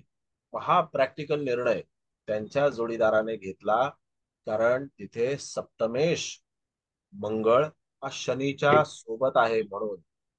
आणि त्यांच्या वैवाहिक जीवनामध्ये जो काही अचानक विस्फोट झाला तो लग्नेश सप्तमेश समसप्तक योगात सप्तमेश शनी मंगळ तुळ राशीमध्ये एकत्र षष्ठ स्थानामध्ये हो सर सूर्य राहूची युती, हा आपल्याला भाग लक्षात घेतला पाहिजे. आता हे जे काही आपण पत्रिका वाचन करतो आहोत, हा पत्रिका वाचन विषयातला अत्यंत छोटासा अंश आहे. पत्रिका एका नाही अनेक अँगलने वाचली जाते, एका नाही अनेक अँगलने वाचली जाते. आणि ती अशा प्रकारे वाचली पाहिजे की जातकाला कळलं पाहिजे की खरोखर या माणसाला जे काही मी पत्रिका दाखवतोय तर बाबा ह्याला काहीतरी कळतंय. Yes sir. थँक्यू. येस, व्यवस्थित समजलं. काय नामसेकर साहेब? हो सर, समजलं. Okay, great. बर, बोला बेलसरे मॅडम, बोला. सर मला यात विचारायचं, हे जे फळ दिले ग्रहांनी तर त्यात वक्री ग्रह आहे यात, जसे की मंगळ, शनी आणि गुरु, तर यांचं काही योगदान असेल का त्यांच्या वक्री असण्याचं, तीव्रता वाढवली किंवा असं काहीतरी? बर, आता इथे तुम्हाला कुठला कुठला ग्रह वक्री दिसतोय मला सांगा जरा. मंगळ, शनी आणि गुरु. बर मॅडम, असं असतं वक्री ग्रह हा नेमका काय प्रकार आहे ते पहिलं लक्षात घ्या. जेव्हा ग्रह वक्री होतो त्यावेळेला तो त्याच राशीमध्ये त्याच नक्षत्रामध्ये मागे मागे मागे मागे येऊ लागतो. तुम्ही सर्वतोभद्र चक्रला होतात ना? हो सर, हो. हा, त्यावेळेला मी ही व्याख्या समजावून सांगितलेली आहे, तुम्हाला परत एकदा समजावून सांगतो. तर मॅडम असं आहे त्याच्यामध्ये की ज्या वेळेला एखादा ग्रह वक्री होतो त्यावेळेला तो सूर्याच्या षडाष्टकात किंवा समसप्तकात येतो, त्यावेळेला ग्रह त्याला वक्री करतो. सूर्य जो ग्रह आहे तो त्याला वक्री करतो, बरोबर आहे. आता जेव्हा एखादा ग्रह वक्री होतो तर त्यावेळेला त्याची अनिष्ट फळं मिळतात का? तर हा साफ चुकीचा समज आहे. साफ चुकीचा समज आहे की ग्रह जेव्हा वक्री होतो त्यावेळेला तो त्याची अनिष्ट फळं प्रदान करतो. तर तो अनिष्ट फळं प्रदान करत नाही. जरी 1,00,000 लोकांनी 10,00,000 लेख लिहून जरी त्याच्यामध्ये टाकले की किंवा त्याच्यामध्ये अगदी पुस्तकाच्या पुस्तकं खपवली तरी सुद्धा टेक्निकली जर तुम्ही पत्रिकेचा अभ्यास कराल, व्यवस्थित अभ्यास कराल, तर तुम्हाला नक्की लक्षात येतं की ग्रह वक्री होतो त्यावेळेला तो जर पृथ्वीच्या जवळ येत असेल तर तो त्याचे परिणाम जे आहेत ते परिणाम मोठ्या प्रमाणावर, म्हणजे खूप काही असं काही वेगळ्या प्रमाणावरती देत नाही, पण त्याच्यामध्ये तो फक्त पृथ्वीच्या जवळ येतो. आणि त्याच्यामध्ये जर आपण विचार केला तर इथे गुरु सुद्धा वक्री आहे, चंद्र सुद्धा वक्री होतो, पण तो आपल्याला पंचांगामध्ये दर्शवला जात नाही, कारण तो अगदी तास 2 तासासाठी वक्री होतो म्हणून. आणि कुठल्या सॉफ्टवेअर मध्ये सुद्धा दाखवला जातो असं आहे. आणि तो पौर्णिमेच्या दरम्यान वक्री होतो. चतुर्दशी, त्रयोदशी, पौर्णिमा यांच्या दरम्यान तो वक्री होतो. पण मॅडम, भाग असा आहे की जेव्हा एखादा ग्रह वक्री होतो तेव्हा तो आपल्या जातकाच्या जीवनामध्ये अनिष्ट फळ देतो असं नाहीये. इथे शनी मंगळ दोन्ही जरी वक्री असले तरी सुद्धा त्यांच्या वक्री असण्यामुळे हा परिणाम झालेला नाहीये. तर जेव्हा ग्रहाला एखादं स्थान मिळतं त्यावेळेला तो त्या स्थानामध्ये कार्यरत होतो. एखादी राशी मिळते त्यावेळेला त्या राशीच्या माध्यमातून तो त्या स्थानावरती कार्यरत होतो. त्या राशीला, त्या स्थानाला तो आपला फलादेश जो आहे तो प्रदान करत असतो, आपले गुणधर्म प्रदान करत असतो. त्यानंतर त्या ग्रहाच्या समसप्तक योगामध्ये किंवा त्या ग्रहाच्या कुठल्याही योगामध्ये दृष्टीमध्ये जर एखादा ग्रह येत असेल तर तो ग्रह आपल्या गुणधर्मांनुसार त्या ग्रहाला लगाम खेचण्याचा किंवा त्याच्यावरती आसूड ओढण्याचा प्रयत्न करतो किंवा त्याला ब्लेसिंग देण्याचा प्रयत्न करतो. लगाम कोण खेचतं? शनी. आसूड कोण ओढतो? मंगळ. आणि ब्लेसिंग कोण देतो? तर गुरु. कारण बाकीच्या इतर ग्रहांना एक्स्ट्रा दृष्टीच नाहीये, म्हणून तिथे वक्री असलेला ग्रह कधीही जातकाला वाईट फळ देतो असं नाहीये. हे तुमच्या मूळ कुंडलीमध्येच दडलेलं असतं. हे जातकाच्या मूळ कुंडलीमध्येच दडलेलं असतं. आपण एक उदाहरणार्थ असं घेऊया, ठीक आहे. आपण असं पाहूया की बघा मॅडम, आहेत का? पुढे गेला बेलसरे मॅडम? आहे सर, बर, ओके. हा, आपण असं समजूया की हे मेष लग्न आहे. जी तुमच्या समोर पत्रिका आहे ती मेष लग्नाची पत्रिका आपण घेऊया. उदाहरणादाखल लग्नी बुध शुक्र आला, धनात सूर्य राहू गेला, त्यानंतर सप्तमामध्ये शनी मंगळ आला, भाग्यात चंद्र गुरुची युती आली, बरोबर आहे, आणि अष्टमामध्ये केतू आला. जेव्हा हे मेष लग्न होईल त्यावेळेला सुद्धा वैवाहिक जीवनात समस्या ही दाखवलीच जाते, कारण सप्तमात मंगळ, सप्तमात शनी, सूर्य राहूची युती पत्रिका स्त्रीचीच आहे, बरोबर आहे. आणि ती सप्तमात शनी मंगळाची युती तुळ राशीमध्ये आहे. घटना वेगळ्या घडतील, घटना वेगळ्या घडतील, परंतु तिथे वैवाहिक जीवन हे दूषित होणारच, बरोबर ना? होईल ना? काय वाटतं? हो सर, बरोबर.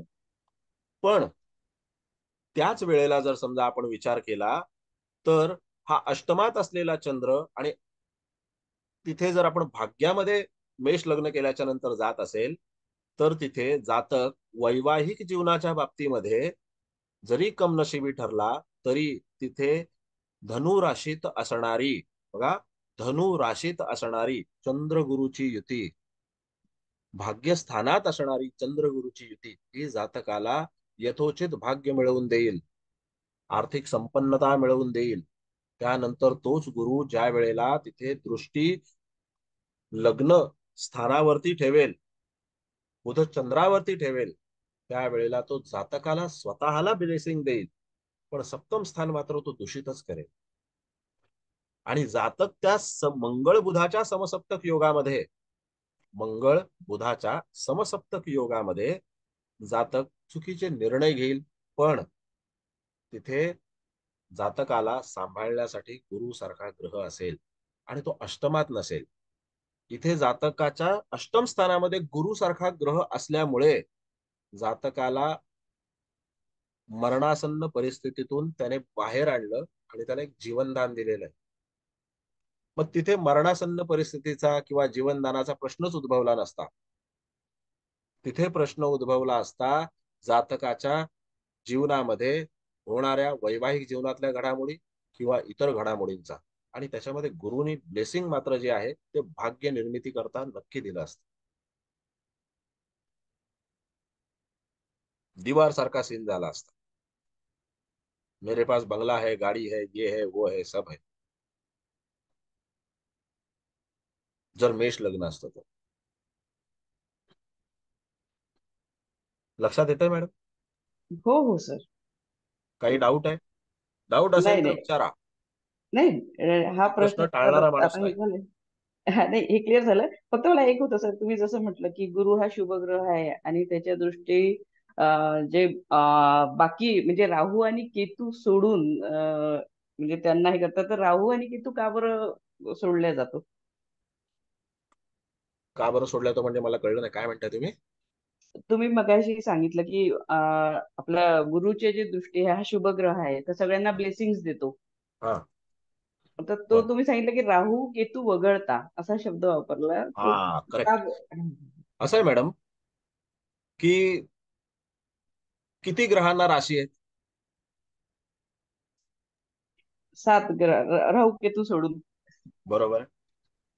पण ज्योतिषशास्त्रामध्ये एक असा नियम आहे, जेव्हा एखाद्या स्थानामध्ये राहू किंवा केतू असतील, जेव्हा एखाद्या राशीमध्ये राहू किंवा केतू असतील, त्यावेळेला त्या स्थानाचे सर्वाधिकार आणि अधिपत्य जे आहे ते ह्या 2 ग्रहांकडे असेल आणि इतर ग्रह त्यांच्यासोबत असतील तर त्यांना त्याच्यामध्ये दुय्यम समजलं जाईल आणि प्राथमिक अधिकार जो आहे, जे आधिपत्य आहे, दादागिरी जी आहे ती ह्या 2 ग्रहांची चालेल. कारण हे 2 ग्रह राशी असलेले नाहीत, बाकीच्या सगळ्यांकडे राशी आहे, म्हणून त्यांना तो एक विशेष अधिकार आहे. पहिला भाग हा झाला.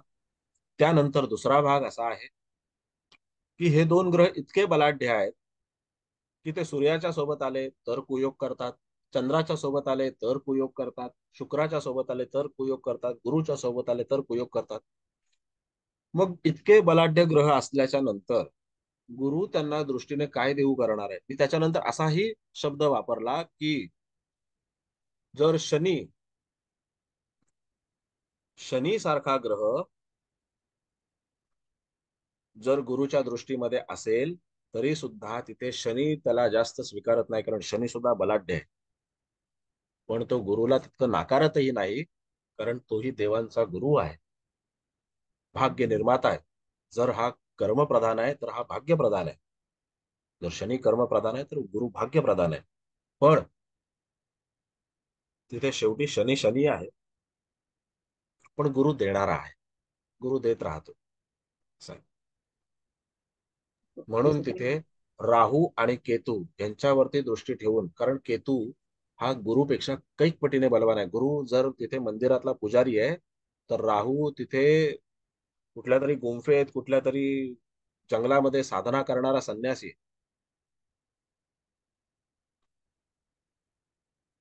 कळलंय sir. Thank you sir. Thank you very much. जर गुरु तिथे शुचिर्भूत होऊन आंघोळ करून तिथे देवळात जाऊन पूजा करणार आहे, तर केतू म्हणजे झोपेतून उठून चूळ भरून नाका तोंडाला कानाला पाणी लावून तिथं साधना करायला बसणार आहे.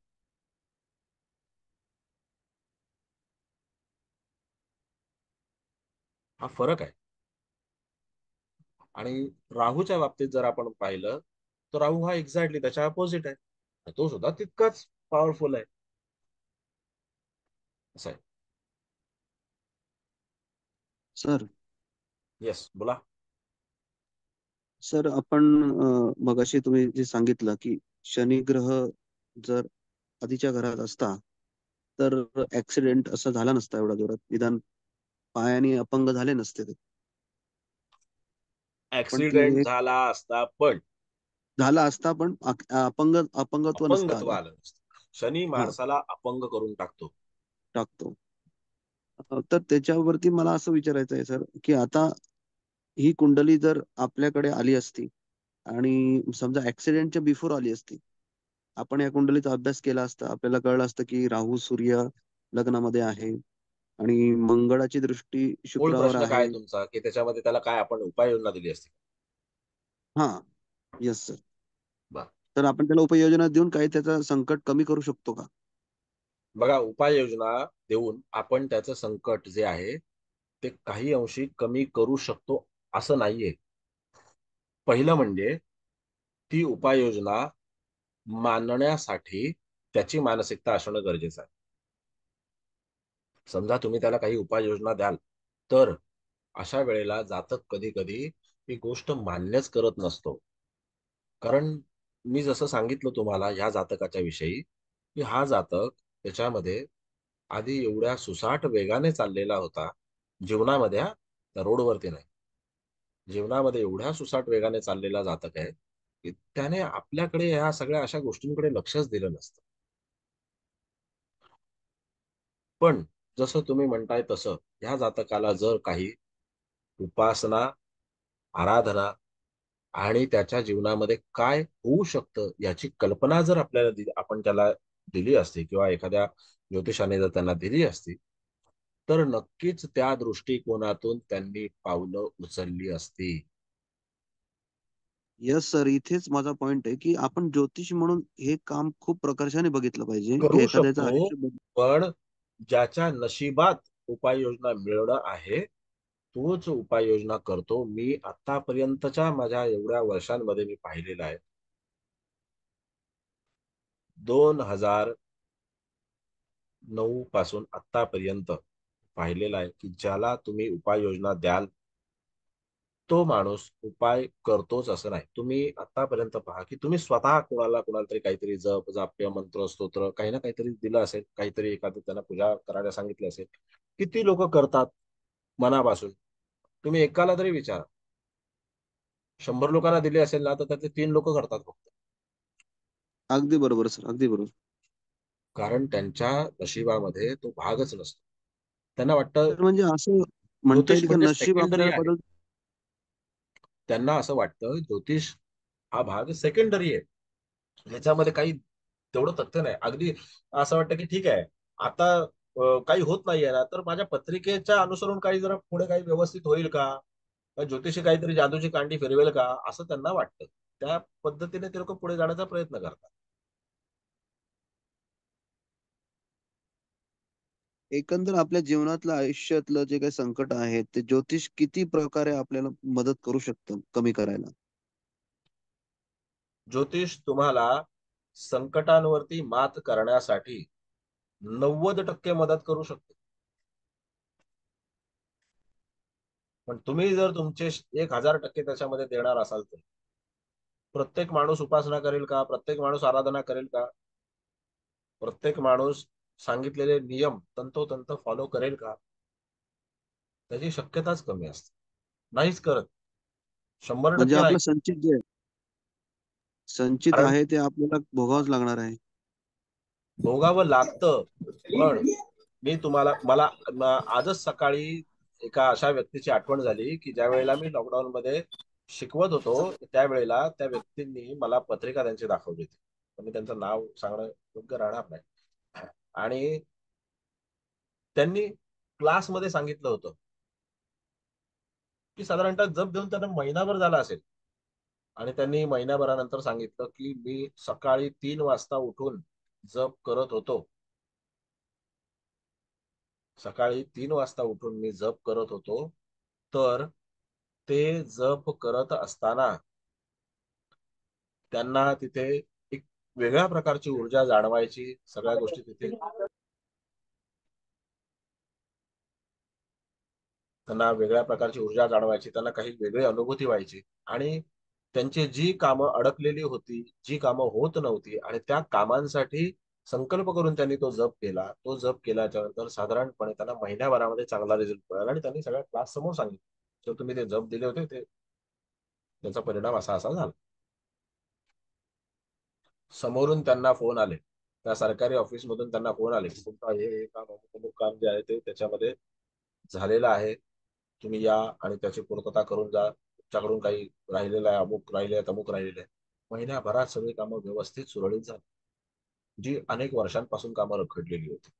आता त्यांनी केलेल्या मेहनतीचा हा परिणाम आहे. पण असं कोण करूच इच्छित नाही, त्याला आपण काय करू शकतो? लोकांची काय अपेक्षा असते माहितीये का ज्योतिषाकडे येणाऱ्या? ज्योतिषाने आपल्यासाठी काहीतरी करावं.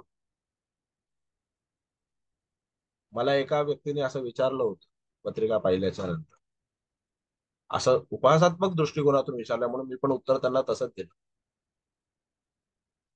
तर त्यांनी मला असं विचारलं कि फिर हम लोग आपके पास जो पत्रिका दिखाते हैं, पंडित जी के पास जो पत्रिका दिखाते, तो आप लोग और पंडित जी जो है वो हमारे लिए क्या कर सकते हैं? मग मी त्यांना सांगितलं की वो आप मरने के बाद में आपका श्राद्ध कर सकते हैं. हे त्यांना मी उत्तर दिलं. तुम्ही जर आमच्या तोंडात बोट घालाल तर आम्ही चावून तुकडाच पाडू. बरोबर आहे सर. हं.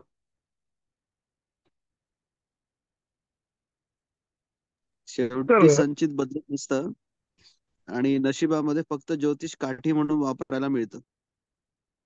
अगदी खरं. काठी म्हणून वापरायला बघा, मी तुम्हाला परत एकदा सांगतो, बुडत्याला काडीचा आधार असतो, आणि जर ज्योतिष काठी म्हणून वापरायला मिळत असेल तर काठी ही तुम्हाला आधारही देते आणि तुमचं संरक्षणही करते. ही काठी मिळाली तर समजलं की नशीबच नाही? समजायचं. मग ते नशीब आहे, आणि तिथे संरक्षण हे होतच. फक्त माणसाने केलं पाहिजे. सर आणि नाहीतर मला असं माणूस वाटतं आपला तिथे प्रत्येकाच्या करत तर काहीच नाही.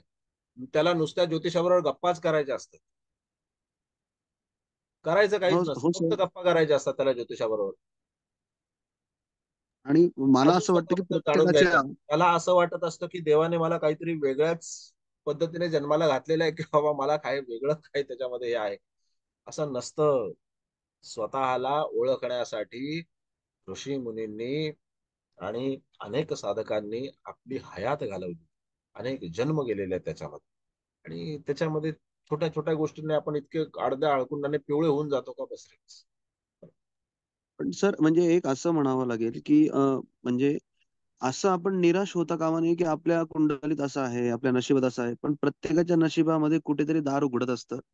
कुठेतरी साहेब, ते दार निराश तुम्ही उघडल्यानंतर होऊ नये.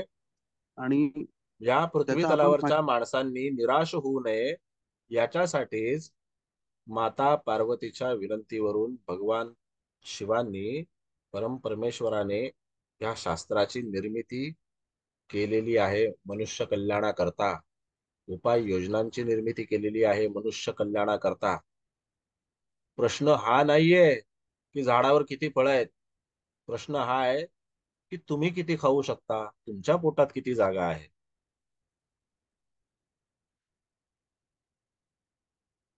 झाडावरती फळं चिक्कार आहेत, लगडलेलं आहे फळांनी झाड. तुम्ही किती खाऊ शकता? तिथं 4 फळं खाल्ल्याच्या नंतर माणसाच्या पोटाला कस लागतो. सर संधी एकदम अंधुक असते. पण आपल्याकडे जर असेल तर आपण त्या संधीचा नक्कीच उपभोग घेऊ शकतो असं वाटतं मला. नक्की. चला, आता पुढच्या वेळेला आपण भेटू. धन्यवाद सर. जय नवीन श्रीराम. एखादा जर काही पत्रिकेचा धन्यवाद भाग सर. मिळाला तर हो, घ्या ना किंवा सर. हा, आणि सगळ्यांना एक अशी विनंती आहे की जे लोक आता वेळ मिळाल्याच्या नंतर टीव्ही लावल्यासारखं आले तर त्यांनी वेळेत यावं. वेळ मिळाला तसं येऊ नये. सर आम्ही लवकरात लवकर वाट तर बघतोय तुम्ही नवीन लवकरात क्लासची. लवकर येताच त्याच्याबद्दल प्रश्न नाही, पण मी जे लोक उशिरा येतात त्यांना सांगतोय मी, म्हणजे तुम्हाला तुमची कामं झाली की त्याच्यानंतर जसं टीव्ही सिरियल लावून बसतात गृहिणी, तसं नाही करायचं. क्लास शिक्षण हे त्याच अनुषंगाने घेतलं पाहिजे, त्याच विद्यार्थ्याच्या मानसिकतेतून घेतलं पाहिजे. येस ओके, सर, आजचं पण एकदम छान बरं का सर. थँक्यू. धन्यवाद साहेब. जय श्रीराम. धन्यवाद. जय जय जय श्रीराम सर. जय आणि श्रीराम आम्ही सर. वाट जय बघतोय श्रीराम. सर. Thank you sir. नवीन शिकणारे वाट बघतोय. जय श्रीराम. जय श्रीराम सर. जय श्रीराम. धन्यवाद सर. धन्यवाद. जय श्रीराम. जय श्रीराम.